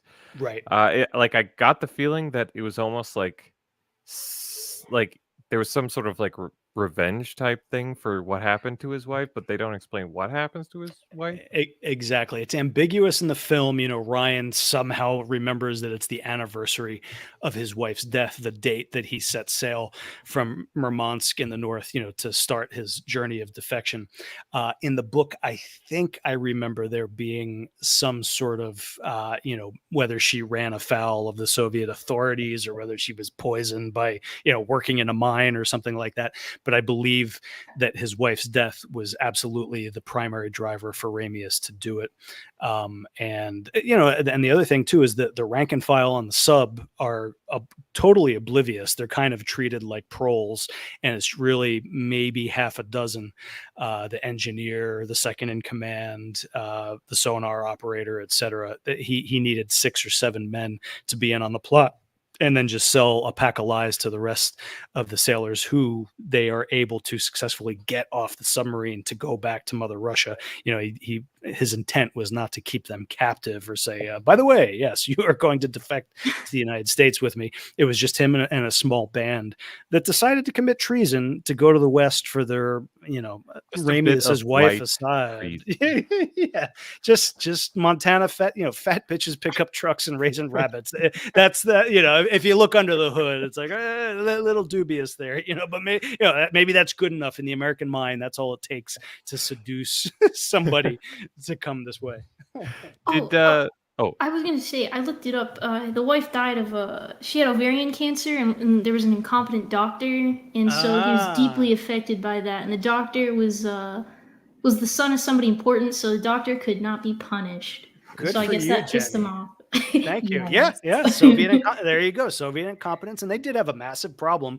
Supposedly the dictatorship of the proletariat essentially became a dictatorship of haves and proles, the animal farm style, not completely off there. Yeah, it said he had a long-standing dissatisfaction with the callousness of the Soviet establishment towards its sailors and his fear of the destabilizing effect of the Red October would have on world affairs. So I guess that's why he was like, I want to fish. I just want to fish. Typical boomer. I just want to grill. I just want to. Yeah, sounds like a Soviet libtard to me. Mo wife and mo fishing. Let's go to America. Yeah, pretty shaky ground there, Ramius. Yeah. So Mostly, partially joking. Yeah. So Jenny, you messaged me beforehand, and you said this movie is boring. No, no! Why did you do this to me? I had to throw you under the bus. I knew it. Oh my God, what a sellout! Rebecca's the only good one. James, you picked well. Yeah. God. But well, at least I fucking watched it, okay? Yeah, oh, Jenny, what the fuck? Now she has somebody to throw under the bus. Yeah. And I do research on it so I can form an opinion within 2 hours. You know who else didn't like it? Lauren Southern hated the film too. Yeah, so don't join I didn't hate it. Wow. I was just like, this is a boy movie. But was there anything you did like about the movie? Was there any like scenes in particular or yeah, just the you two enjoyed? submarines when the Americans come up on Marco's submarine. I was like, I like this. It's actually very tense and I'm drawn into it now. I know it took like almost 2 hours for me to be like, ooh, but there's moments. Oh boy. I mean, it is kind of boys and their toys, right? Like fate of the world in our hands with our fancy submarines and our missiles and all the rest of it. I get it. Our giant phallic symbols. Boys and their toys, and they want to defect for tits and fish. Yeah. Not that there's anything wrong with that. Yeah. Yeah, but like Coach, so you were a teen or preteen reading the book, but I mean, this was at a time when stealth aircraft were becoming known to the public, when we had these kick-ass aircraft carriers and these submarines, and I was just learning about the nuclear triad, like what that meant. And so I guess when you also understand more of the military stuff, it's even more exciting, because the idea that Coach was saying earlier, you can launch missiles, you can deliver nuclear warheads from land-based missiles, from a plane, and from these subs. And the thing about these subs is, like, they have dozens of missiles on them, and each missile contains multiple warheads. And so one missile gets off and there's a half a dozen or more cities gone, and they have dozens of these things. And so you have babe, nerding out about the military isn't going to make this more appealing to girls. No, not at all. But I guess knowing about the military aspect of it makes it more exciting, because the idea is that if you don't know where one of these is, then you're toast in any kind of war. Like, you have to have an American attack submarine trailing every single one of these boats. And so understanding like why they were so they thought it was such a big deal that they'd had this silent drive, why they had a new boat launched and they had an American attack submarine right there ready to start recording and figuring out what ship this was. It was very realistic, even just from nerding out about American military stuff as a teenager in the 90s. deathly responsible duty for sure. Yeah, I don't buy for a second that the Cold War was all smoke and mirrors and there wasn't that real threat of global nuclear annihilation. And then when the Cold War ended, I was just listening to a former CIA officer on the Russians with Attitude podcast, who, by the way, they like totally went off script and like started crapping on WN, perhaps because they were drinking on Victory Day, regardless. And he said Larry Johnson said after the fall of the Berlin Wall, collapse of the Soviet Union, the CIA, and he's very hostile, critical of the CIA. He said, we're basically, he didn't say it, but they're stuck holding their dicks with nothing to do. And when I was in 7th grade, 1993, we had to write a report on what we wanted to be when we grew up, or, a career report. And I chose a career in the CIA. And my English teacher just happened to know an analyst at the CIA. So she got me connected with him and I interviewed him. And he was like, well, Matthew, if you like writing reports that you don't get credit for, then a career as a CIA analyst is for you. But yeah, that's literally, I don't know if he was near retirement or whatever, but he was not like, he was not trying to sell me. Yeah, he was like very jaded and bitter almost on the phone. I was like, okay, Mr. Smith. It wasn't Smith. But he said, he quoted the CIA director at the time, the famous line, I think it was Richard Deutsch, perhaps, or Robert Deutsch, who was the CIA director, a Jew, by the way, real creepy looking guy. We slayed the dragon, but there's still many dangerous snakes in the jungle. That was the narrative that the CIA was pushing post Cold War, pre 9/11, to justify their budgets, their black ops, etc., sort of creating the terrorist boogeyman. Now, of course, terrorists exist. Yes, they wanted to destroy the United States or attack the United States, or perhaps just our multiple bases overseas, etc. But that was how they justified it. And then 9/11, of course, it's a painfully probably true meme that, for those of us fortunate enough to, the 90s were like our 50s. Of course, I don't know the 50s, but it seems to be a halcyon time in American life. Economy was good. Culture was mostly wholesome. Yes, there was a big fear of nuclear weapons and Sputnik and all the rest of it, but yeah. I kind of think about like the Beanie Baby phenomenon of the 90s and how like that was just like, such a snapshot of like just this like the deep breath before the storm of like shit that would go down. Yeah, pets.com, all that preceded the storm. Yeah, I think so. Like it was Beanie Babies, and it was like 9/11. That's like, that's how I kind of view the 90s. Yeah. That time period. Charles Krauthammer, I got no love for the man, but he called it not just the unipolar moment, but he called the 90s our holiday from history.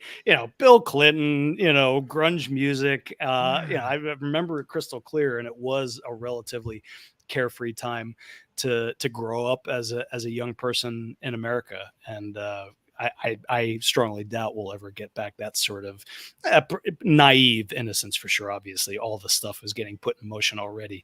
But we didn't have to worry about nuclear war.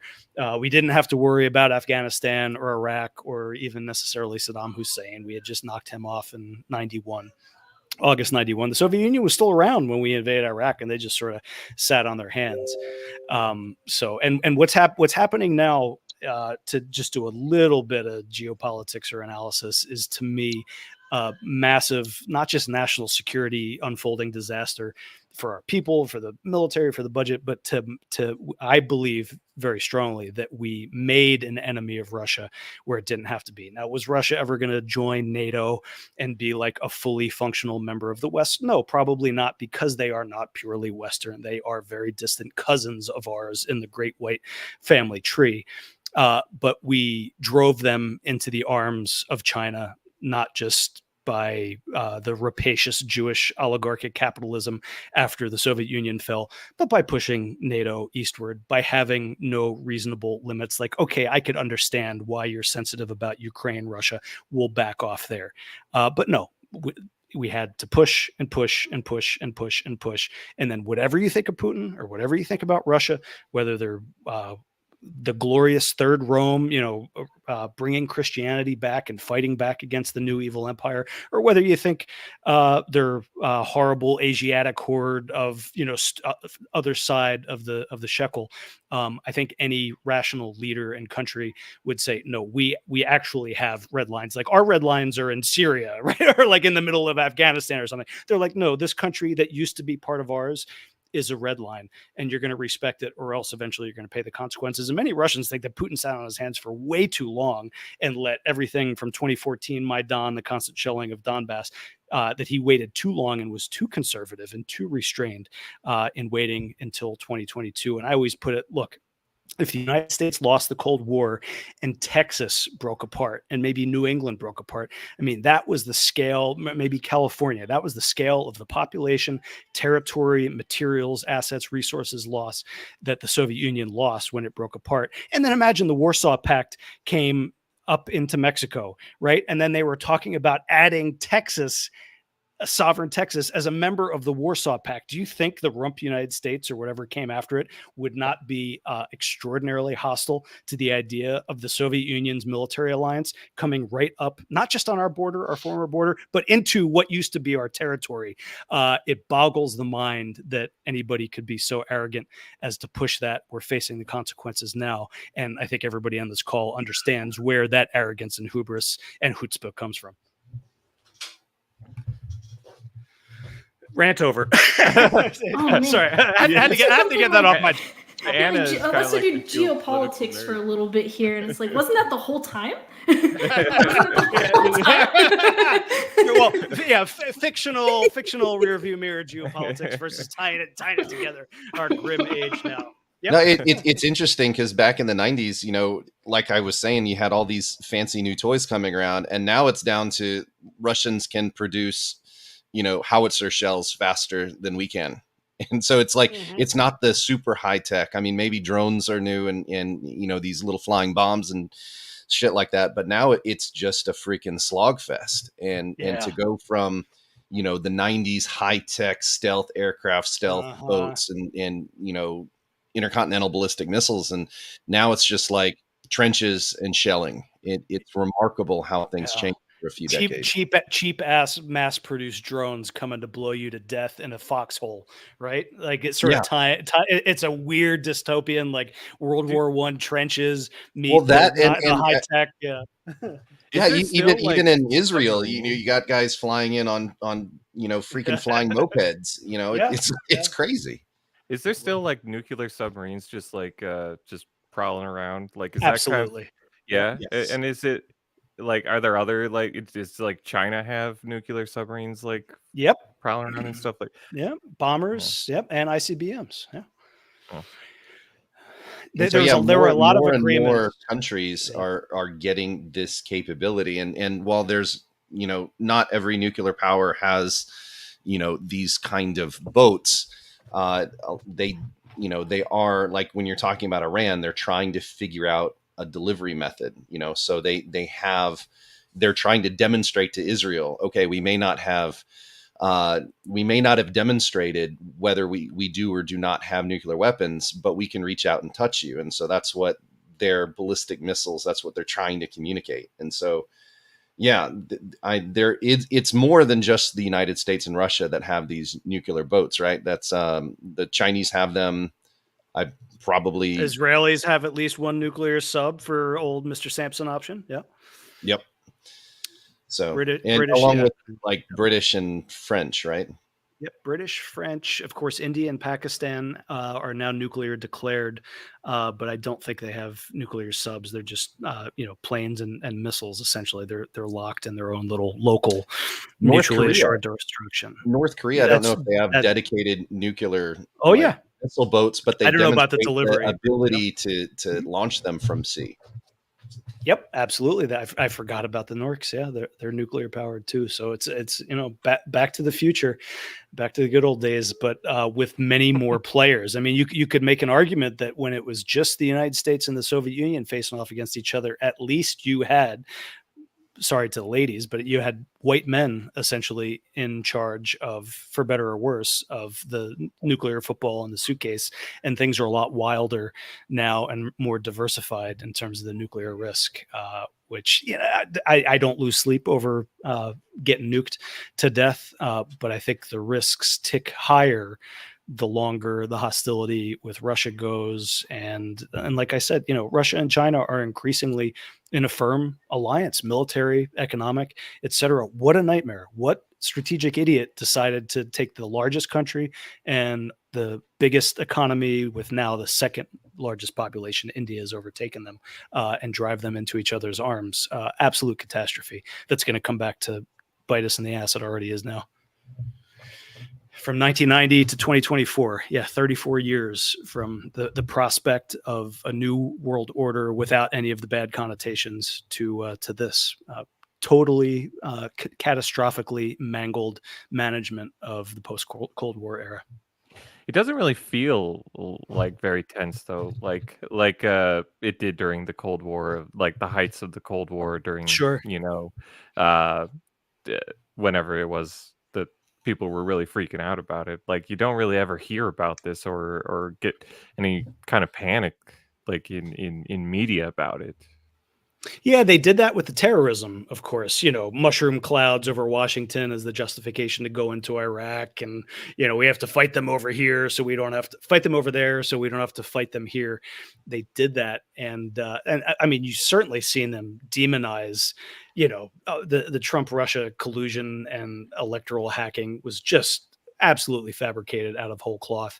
They're trying to make the Chi-Coms. It's the Chi-Coms Right. as the new, which I actually think is legitimate. Like there's the only country on earth currently that challenges a global strategic threat to us is the Chinese, just by virtue of their size, their strength. They're growing more powerful as we are growing less powerful, at least relatively.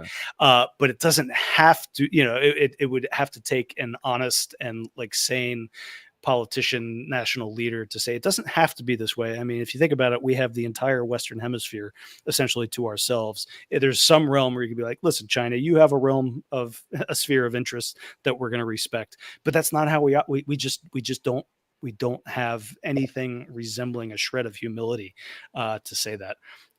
So whether it's going to be China and Russia or just China, you know, the Chinese have been playing a very patient long game. I remember in the late 90s, you know, the rising superpower of China was on the cover of Newsweek with like a scary Chinese enlisted guy with red binoculars up to his eyes. You know, this has been known for a long time. Obama famously pivoted to Asia, sort of admitting or acknowledging that was the future strategic challenge to the United States. And it's true to a certain extent, but our biggest liability and weakness is, of course, on the home front. You know, from debt to demographics to culture to competence. It's where you're not in Kansas anymore. So whatever the Chinese designs are, either on Taiwan or on the world, are relatively irrelevant if your country is crumbling, collapsing under its own weight and Jewish mismanagement. I'll say it. Yeah.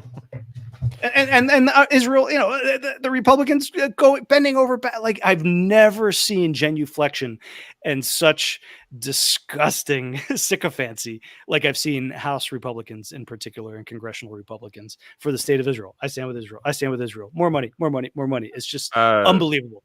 Aren't the Democrats also like pretty much like I stand with Israel, or are they not? I guess I haven't. So. Yeah, they got a few dissenters with the vote for the vote for the new arms tranche. They bundled it all: Ukraine, Taiwan stuff, and of course Israel, along with the TikTok ban. I think it was something like 70 House Democrats who voted against it and 30 House Republicans. Now, don't get me wrong; it's not like the Democrats are not in, right, because Nancy Pelosi was like, you know, even if America burned down, you know, we still, you know, so. Yeah. Like, who says we will always stand with Israel? Like Israeli nuclear weapons are flying toward Washington, and the Republicans in the bunker are like, we said always, we meant it. You know, still, we'll still send them our money from the day after. Uh, yeah. Yeah, the This truth is just like truth the hurts. USS Liberty. We must protect our greatest ally. Yeah.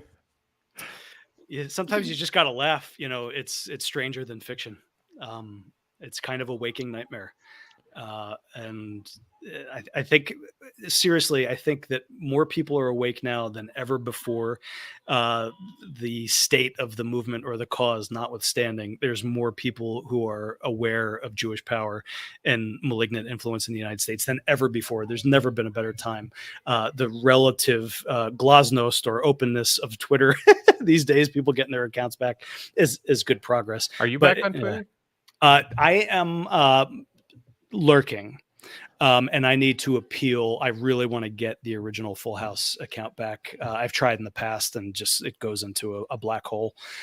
So I'm just lurking for basically just to stay on top of everything and perhaps harvest some content. But no, I want to get that account back. And you just let Milo back on. All these people are getting back on, and I'm not a fire breathing lunatic. Yeah. I think Stryker was kind of contending that it's like the hardcore like Trump supporters that are like white kind of white nationalists adjacent will be kind of let back on. Yeah. I don't know if Well, I mean, yeah, letting Keith Woods back on is a big deal. I'm no fan of Fuentes, but he irritates me less than he used to, if only by virtue of the fact that he's going pretty hard on Israel and their control of the GOP. I'm not a terrible grunge, not a grunge guy, not a grudge guy either. So even if I find you annoying and perhaps crypto gay and snarky, like if you're like naming the Jew to millions of eyeballs every day, like God bless you, good work, because that is the head of the snake. Oh, I hope I'm not going to risk getting you. I didn't mean to go too hard. I don't know if you need to edit any of this out for YouTube or whatever strikes and whatnot. I don't know. Yeah. I think it's been pretty clean. Yeah, language wise. Yeah, we aren't. But yeah, I don't think it'll be too much of an issue. Yeah. No, YouTube. We had Full House up on YouTube. Our producer even used to go through and painstakingly edit out anything that was remotely profane or whatnot. No music, and they just nuked us. There were no warnings. They just absolutely decapitated us. So we're only on Telegram and our website and Gab and the RSS feed. I've kind of like grown resigned to it, like Rumble, do Odyssey or whatever. And my internet doesn't support video streaming until I get Starlink. And it's also like, we're here, whatever. Yeah. I mean, like if my YouTube goes down, I guess, I have Odyssey also. It is what it is, You've got options. Yeah. I wanted to mention real quick, Wolf Shield. I was not flexing by face fagging with my icon there, but that was my Studienchesky Bilet photo from Russia 2001. That was me at the age of 20 in Moscow. That was I had that picture in my photo album. Yeah, for my student ID to be in Moscow. And interestingly enough, I got stopped on the streets in Moscow then all the time. I am relatively tan or swarthy, but I don't think it was because of that. It was just because the street officers, militia as they called them, just recognized that I was not from there. So they would stop me all the time. And really? Were they like, papers, please? Yeah. Exactly. Were they doing that? Documenting. You're a little swarthy. Papers, please. Yeah. They would do it. You're getting racially profiled for a little tan. Yeah, culturally profiled. No, I don't think it was. I think they just like recognized me as a Westerner. I didn't fit in too well, at least in terms of the clothing and stuff. But they would just say documenti, and I'd always have my passport on me, show it to them with the visa, and then they let me go on my way. And they would do that to Tajiks, Central Asian. If you looked really swarthy on the streets, you saw guys getting stopped all the time. Now that was 2001, but at the time, as a total normie, I said, "Man, Russia is the most racist country I have ever. It's the most racist place I've ever been."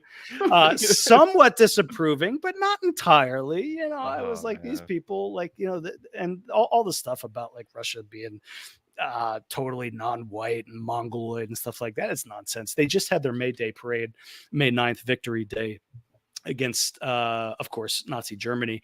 And I, go watch that footage. It's always spectacular. Whatever you think about them, it's America. yeah, it looks like the whitest country on earth. I think the whitest countries on earth are Belarus and Iceland. They're working on Iceland, and somebody once made the great point that if Russia was this evil, Central Asian funneling migrant factory, then Belarus, which is an independent country but borders Russia very tightly integrated, Belarus would have been getting paused, but instead Belarus is the whitest country on earth, more or less. It's also Iceland also, I think, has the biggest boobs. I think that's like the whitest and the biggest boobs. So Squad goals, yes. Forget me. Yeah, see, Ramius was stupid. He could have just cut right to Iceland, right. And he didn't have to go to Montana. Yeah, yeah. So you haven't been back to Russia since 2001, or no? I went back once in 2006 for a few days for work. I worked for an association at the time. It was a conference, essentially, and that. Honestly was formative in me developing my relatively positive opinions about Russia. Because when I was there in 2001, Moscow was dirty, dangerous, drunken. You would encounter, I didn't see it personally, but a student friend of mine totally saw a dead frozen bum at a bus stop one morning. I absolutely saw men passed out in pools of their own vomit and urine on the subway, on a Friday or Saturday night. It was kind of the Wild West. That wasn't in America at the time. Yeah, right. Well, it was a dirty, dangerous city in 2001. Putin came to power essentially in 2000, right after Yeltsin abdicated, New Year's Eve, 1999. And then going back to Moscow in 2006, it was cleaner, more sober, more orderly, and I had a wonderful time. So in the span of 5 years, I do give a ton of credit to Putin for taking a country that was bankrupt, on its knees, depressed, dangerous, alcoholic, etc., and setting out the right course. It was visually and viscerally apparent that it had turned around. And I have friends, associates, people I'm in comms with who have been back to Russia more recently and said, holy cow, it was wonderful. It was safe. Even as an American, I was not harassed or questioned. I probably got more document checks than people who go over there today. I don't know if that's true or not, but regardless, whatever you think about them, they took a terrible situation, basically abject poverty, and they were on their knees, and they have rejuvenated their national power, prestige, pride, to the point where now the West is worried about them again. And that is a significant achievement, even if you think they're our enemies. Yeah, I mean, Tucker went over there and he did that video about their public transport and whatnot. Sure. The grocery store. Yeah, the grocery stores, the subways. You see the videos on Twitter, this is Moscow. What do you notice? Everybody's white. Do you think you'll ever try to get back? I would love to visit, for sure. As you guys probably know, my wife was born in the United States, but she has Serbian citizenship, so we've been to Serbia. It's been a long time, but how was Serbia? I enjoyed it. But it was much more family focused, and we drove around the country in a packed little minivan for a long time. And then we partied on the barges that they have on the River Sava.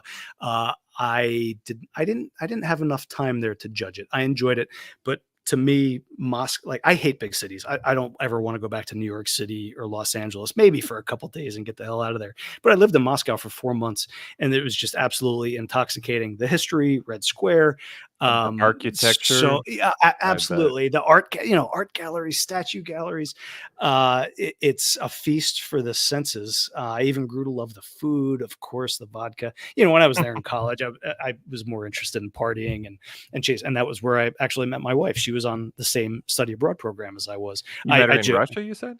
Yeah, absolutely. I mean, technically, we met in the United States before we went over on the program, orientation. But it was over there that we fell in love and hit it off. I joke that I went over there thinking I was going to find some leggy Russian broad, and she probably thought she was going to find somebody who looked like Ivan Drago. And what do you know?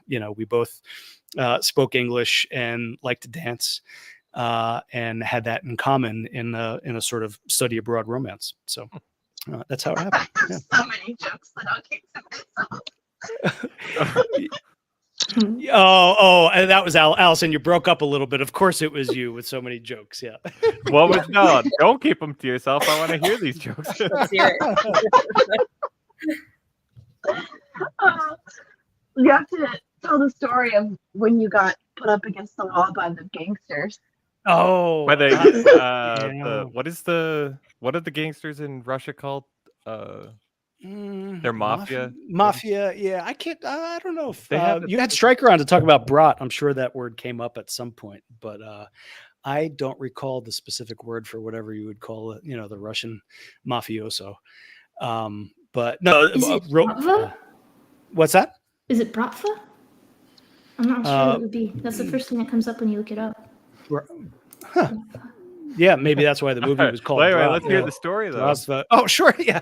Real quick. So, you know, I went to this small private university, Международный университет в Москве, and like there was an alleyway connecting it to the Stolovaya, which is basically like a low-end cafeteria. And we would go back and forth at lunchtime every day. And one day I was with a group of 3 or 4 fellow American students walking back from the cafeteria to the university, real narrow alleyway, but wide enough that in theory, a car can make it through there. So we're walking and we see this big black Mercedes or BMW come flying down. Doesn't appear to be an official vehicle. It certainly has no flashing lights or whatever. And and I'm at the head of the line of students by chance. And it comes within 6 inches, a foot at most, of hitting my leg. And without giving it any thought, I said "F your mother," the full in English.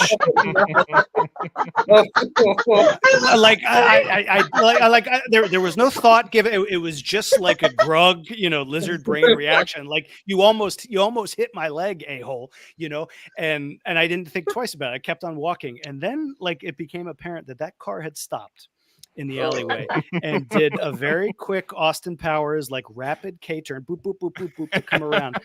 And then the driver, little guy in a black leather jacket, sort of a ratty face, blonde buzz cut, says, "Who said F you? Who said F you?"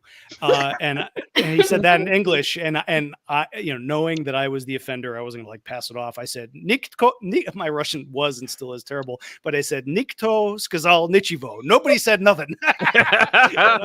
Nobody said nothing, you know. And then of course he probably recognized my voice, or he was like, "It's him." So he gets out of the car and comes toward me. And then the other 3 cars of the sedan open up, and it is literally massive dudes in black leather jackets, also sort of like with their hands in their pockets. I'm like, oh my God. Like, I don't know if I thought I was going to get whacked, but I knew I was in trouble. And this little cagey rat face, maybe, you know, he's the driver. Who knows who was the boss, who was the muscle. But he just like approaches me like a spider, and before I know it, and I'm smoking a cigarette at the time, he like puts his hand up to my neck, puts my head up against the wall of this alley, and says something in Russia to the effect of "know your place" or "know when to shut your mouth." And you know, I didn't freak out, I didn't pee my pants, I didn't panic, I still had the cigarette in my hand. I was just like, you should have said "fuck ladna, harasho." No, I just looked at him and I said "harasho" or "new ladna," something like that, and he let me go and got back in the car and drove off. And I looked over at the other students who were with me, and their just eyes were like wide. They thought they were about to see me get my brain splattered against the wall there. But yeah, you know, youthful ignorance or just a human mistake in a dangerous situation. Yeah. I personally am tickled pink about the visual of Matt trying to the Russian mafia. Oh, sorry, I can't really make out what you're saying. What was that, Alice? Your mic is kind of a little janky. Can you hear me now? Yeah, a little bit better. Maybe I'm too janky. I am forever giggling at Matt going up against the Russian mafia because the one time in his life he mouthed off It was to the fucking mob. Yeah. What are the odds? Yeah, I was not trying to be a hero or anything. I had no idea who was in that car. It could have been an old granny, right? Who was just going too fast down an alley. But no, they were absolutely gangsters. And when I saw the little driver like stick his head out, I wasn't too concerned. And then it was like in the movies. The 3 doors open simultaneously, and then like up stand, like 6'5", like crawl out. yeah, 6'5" with buzz cuts and their hands in their pockets. Yeah, that's a 100% true story, as I remember it. Yeah. Well, you have to really hand it to you, because if that happened to me, I think that like every year it went by, it would become more extravagant, more brave and dangerous. Yeah. Like more guys would be added. The guns would More guys. Shots your rang out. Your Tuck and roll out of the Mercedes. you'd pull out your own gun, and there'd be like a big firefight. And yeah, there's another There bad. was a exactly. There's another story where I was out with a bunch of actual Russians, Muscovites, and with fellow American students, and like, I don't know if we had school the next day, classes the next day, but they're like, you guys are pussies, you can't drink or whatever. I was like, I'll take that challenge. So I drank way too much vodka with these Russian guys, and it ended very poorly for me that night, just in terms of going a little bit berserker and like waking up with like blood caked on my arm. I'll leave it at that. But yeah, even if you think you can hold your liquor, don't get in a drinking competition with a native Russian, especially when they're picking the poison. I'll leave the story at that. Oh boy. Yeah. So, did we? I don't know. Want to have any like final closing thoughts on the movie? Then I guess I don't know what Allison and Anna are gonna. Did you guys have any thoughts you wanted to add? Yeah. So, have you ever seen the movie? Good. Like Me? No, I've never even heard of it until 2 days ago. now, did you not watch it because like it didn't have subtitles in the beginning? Like, is that why you gave up quick? No, okay. So I don't really I haven't been watching TV or movies or anything. I've been reading a lot, and my book was like a little bit dramatic. So when I was trying to watch the movie, so I had a bad time. Your book getting was into what? it. My book was being dramatic. Neurotic? Like Dramatic. dramatic, Oh, like dramatic. exciting. Okay. Yeah, there's like a climax in the plot. And I started the movie and I was like, oh my goodness, I don't know.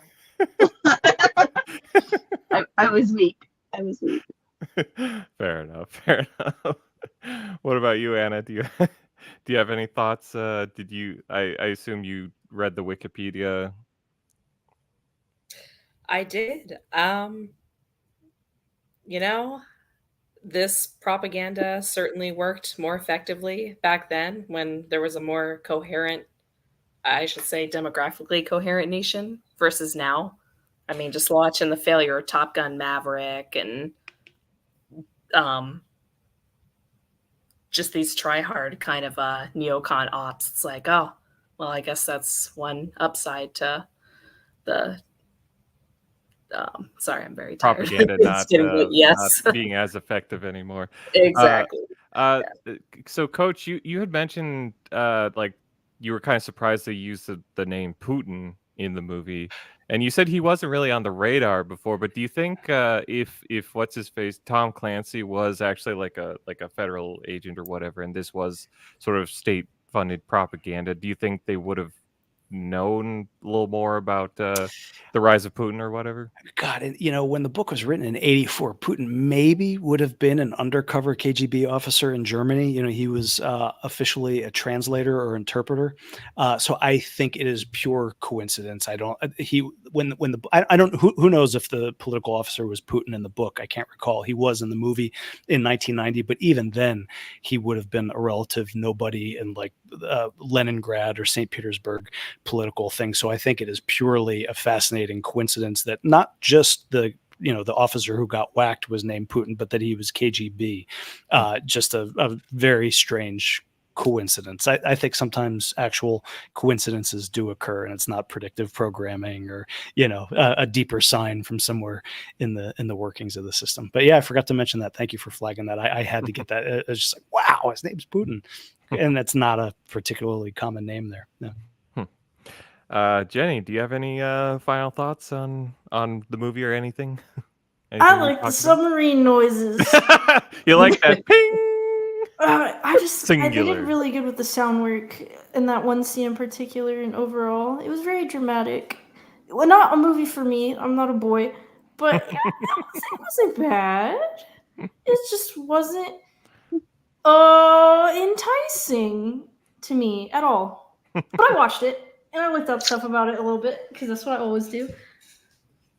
I think I would prefer to watch it again with subtitles. That would probably help a lot. Yeah, I think Yeah. you guys should consider trying to watch it like with subtitles for these reviews, because you just get so much more out of the movie, I feel, and like you can just understand like what's happening so much better with subtitles. Yes.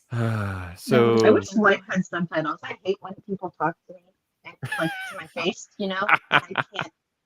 I don't know if that's autism or a disability or what. It sucks to not be able to read when people talk. yeah, it'd be really nice to have subtitles with your speaker right right now. Yeah. The way his speakers sound. No, it's all good. The microphone was in the room with the sleeping baby, and I just didn't feel that risk was appropriate It's all at good. this time. Rebecca, like you haven't talked too much about your thoughts about the movie, but you liked it, Rebecca? Yeah, I mean, obviously, I have a husband that really likes military type movies, especially from like the 90s. Was he pausing and like spurging a lot during the movie? A little bit. But as far as that category or genre of movies go, I think this was one of the more enjoyable ones to have watched with him. So I did, and I appreciate also the moments of humor, like toward the end when there was the scene where all the stuff was happening deep underwater with the final scenes. The Russian the crew's reaction up top was hilarious. Yeah, that was very funny. Yeah, The captain drove them out of the water. Yeah, they're getting psyoped, floating in the North Atlantic. Yep. So yeah. So I mean it probably wasn't one that I necessarily would have picked on my own, but I did enjoy the experience. Yeah. James, do you have any final thoughts on the movie then? No, I mean, if you're into any kind of military drama or just like action movies or something like that, it is slower action, but it definitely builds suspense. I would definitely recommend it. Probably the dozenth time I've seen it, and I'm already looking forward to watching it again. I'm sure pick up something new the next time as well. So did you pick up anything new this round? I mean, so I was trying to stop and explain to the kids, because again, it's PG, so we had all the kids like crammed in the room and we're all watching it together, and so just kind of explaining to them and our eldest really getting into kind of the intrigue. It was a lot of fun to watch it with her. And I think another thing you mentioned too while we were watching it was interesting with the current political environment, because this is the first time we've watched it since the Russia-Ukraine situation broke out. And so it's like the last time we watched it, US and Russia, we were all cool. Yep. Right. Well, but also it just feels so backwards, now. Like I said, it feels like it'd be more likely for people to be wanting to defect to Russia these days, so it's kind of like interesting to get that dynamic. I don't think Hollywood is going to tell that story. Yeah, Hollywood isn't going to tell that story, but that's absolutely correct. I think you have more people, hiding from the U.S. government if you don't toe the line on Israel, if you don't toe the line, if you're pro-white, if you're any of those things. And so the suppression is definitely on the U.S. side. And so I think there is something to be gained from watching kind of the old school propaganda and then helping to develop, talking points and ways of communicating, ideas of freedom, ideas of, the struggle that we're in now. Yeah, Snowden ended up there sort of by accident, but he was relatively recently granted, full permanent legal residency and maybe citizenship, or he's working toward it. There's a woman who I think accused Biden of sexual assault back in the day, who successfully sought asylum in Russia. Yeah, the numbers are small, but there are American political dissidents of different stripes who have gone there and been accepted, seeking refuge. What that tells you, I don't know, but it does happen for sure. So 1 second, I wanted to say something. So I got a $50 donation on Cash App from Big Hair Tsunami. I just want to say a big thank you to Big Hair. It's a huge help. I really appreciate any help going towards the next movie I'm making. So thank you very much. Yes, thank you. Heck yeah. And if it's okay with you guys, I will put this out on the Full House RSS after the fact, audio only, because it was fun and you guys did a great job, and it was just a blast talking about this, not just the film, but all the rest of it. Yeah, it was a great Thanks for having time. me. You were really, Okay. really fantastic. You brought a lot of interesting analysis and whatnot to it. Really appreciate you coming on. Do you have any final thoughts on the movie there then? No, I think it stands the test of time. Wonderful acting, compelling plot, newly significant. Check it out, or read the book, or just the movie score itself is spectacular. Oh, There's some the music. soaring choral performances. Yeah. Anna and Allison, you guys really missed out on some awesome Russian singing in it. The soundtrack is really great. I'll have to send you the soundtrack from it, because it's really I fantastic. did catch a little bit of it in the beginning, and I was like, whoa. I wasn't blown away, I gotta say. Basil Papadouris or something. Some Greek guy composed it, but it was really good. I do love me some Russian music. They got a really cool style. At some point I'm gonna try to make a movie about Russia. It's gonna be like a grindhouse type film set during the Bolshevik era, kind of. It's gonna be called Bolshevik Vampires of the USSR. So, and it's and Rasputin is gonna be like this vampire hunt. It's gonna be kind of over the top and silly, but there's some Russian music, some classic Russian songs I want to try to put in that movie. I'm still very far away from the point where I could make something like that, but that's the goal. I'm trying to.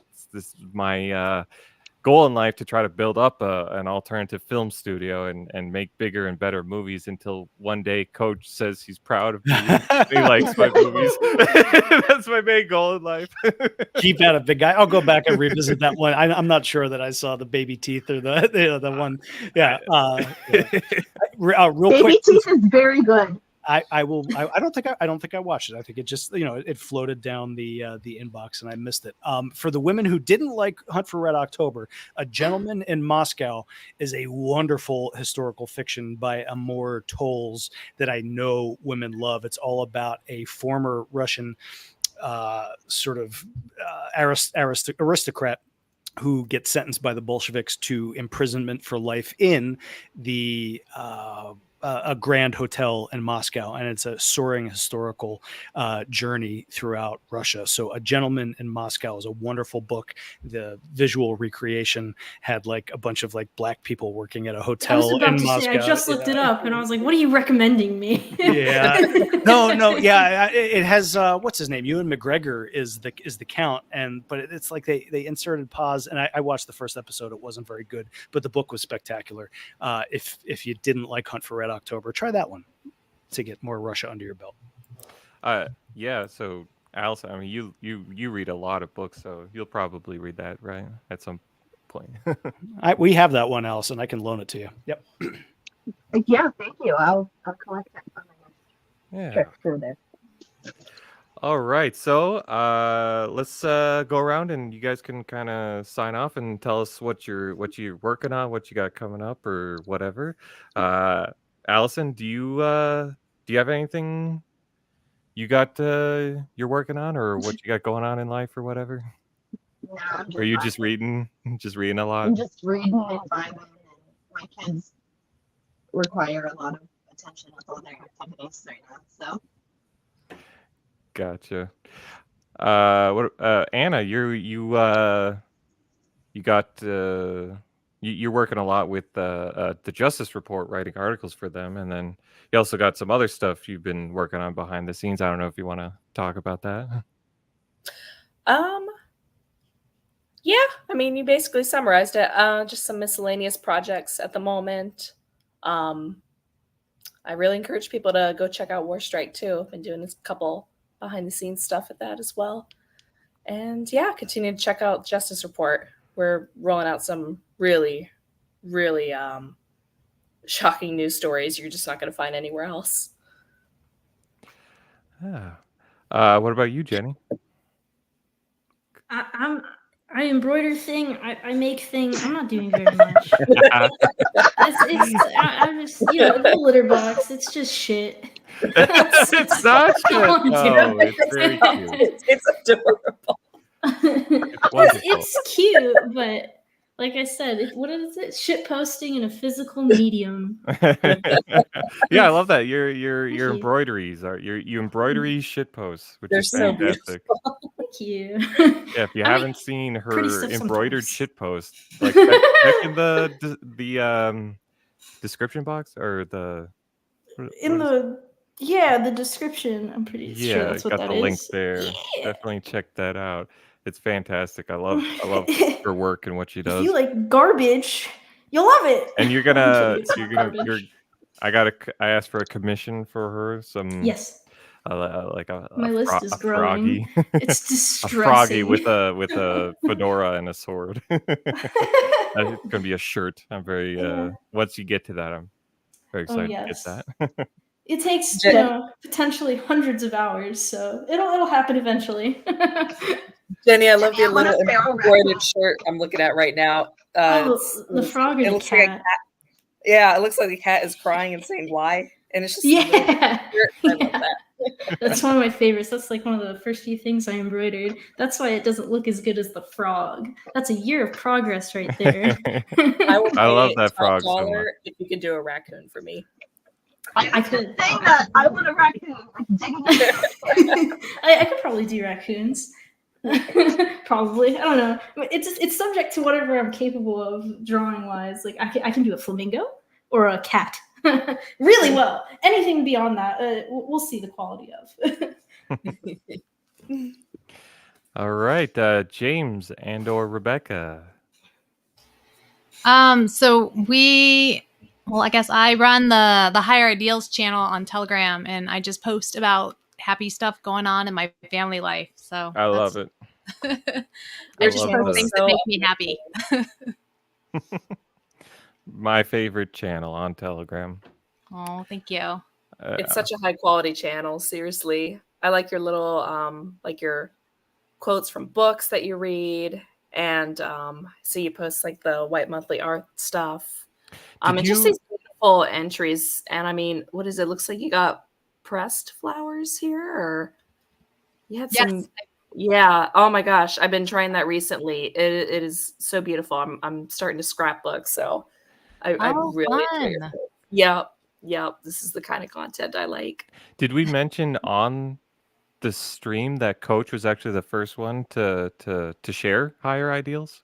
He was the first person to share about our channel way back when we first started. Yeah. My pleasure. We appreciate it. What about you, James? I don't know. Is there anything you want to talk about that you got going on, or? I also enjoy the channel. Rebecca features me in it every once in a while, but no, we're out here in a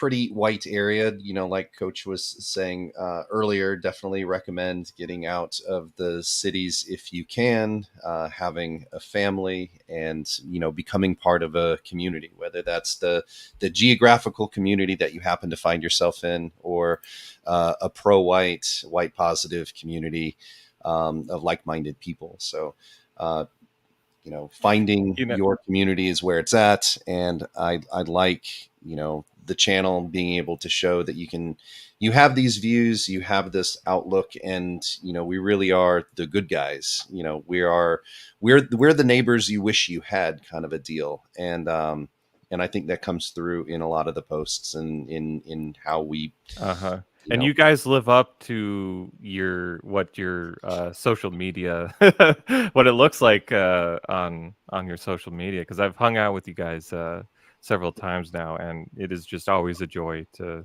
You guys are just such an incredible family, and it's always such a wonderful time to spend with you guys.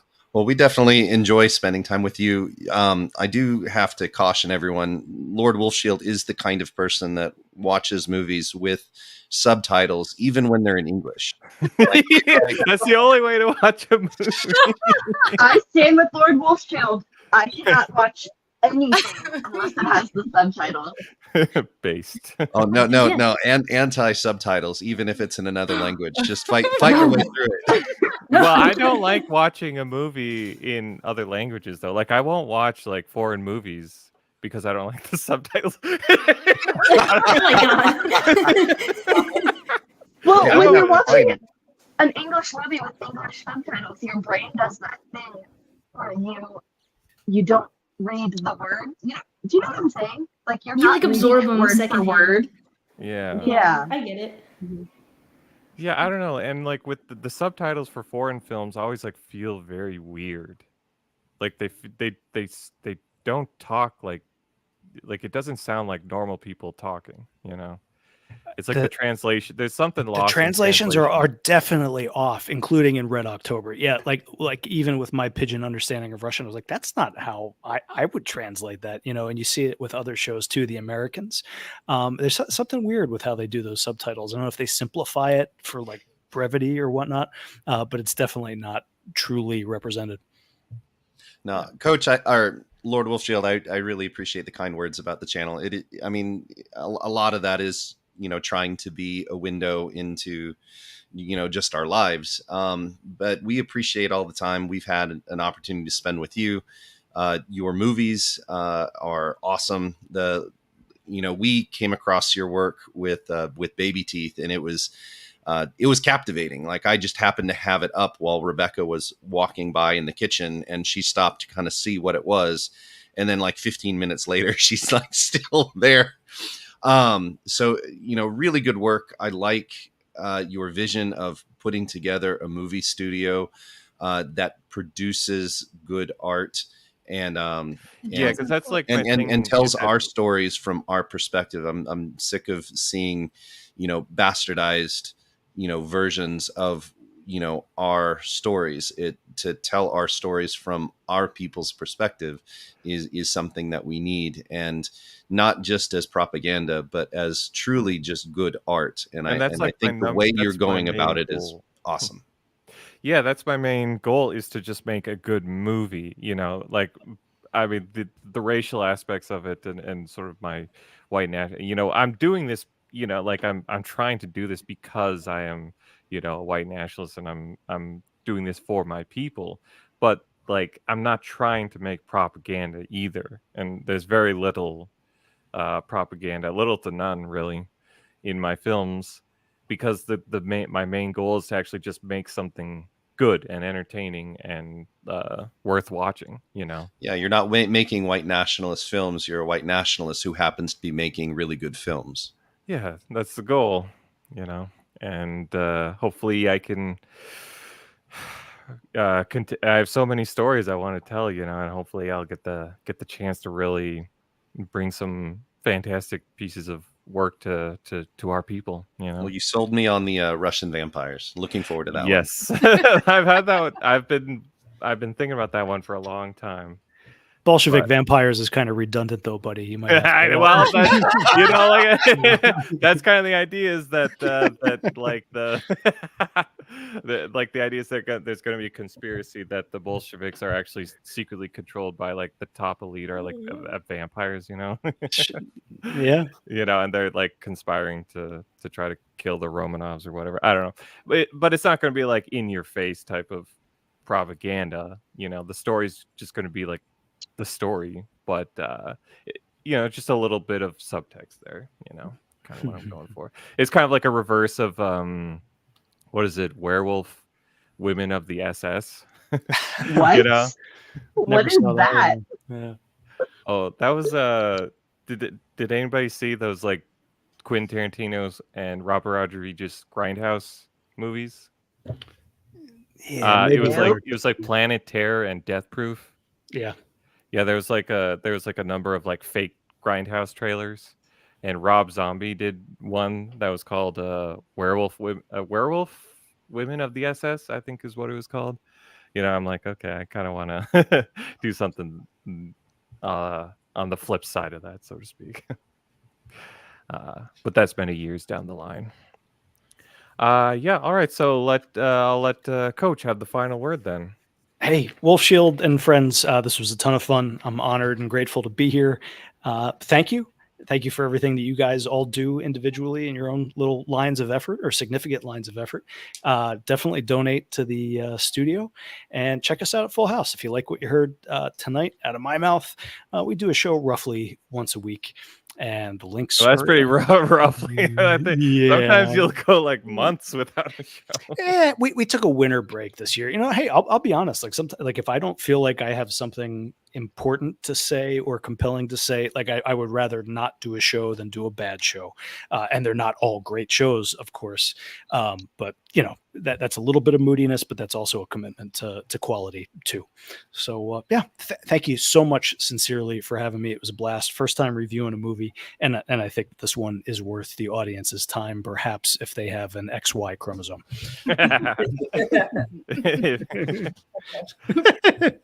so Rebecca gets it, but the rest of them, no hope. Gentlemen in Moscow. Try that on for size. Yeah. Thanks, guys. You think I read? That's not happening. Yep. All righty. Well, as they say in Canada, peace out. Bye-bye. Bye.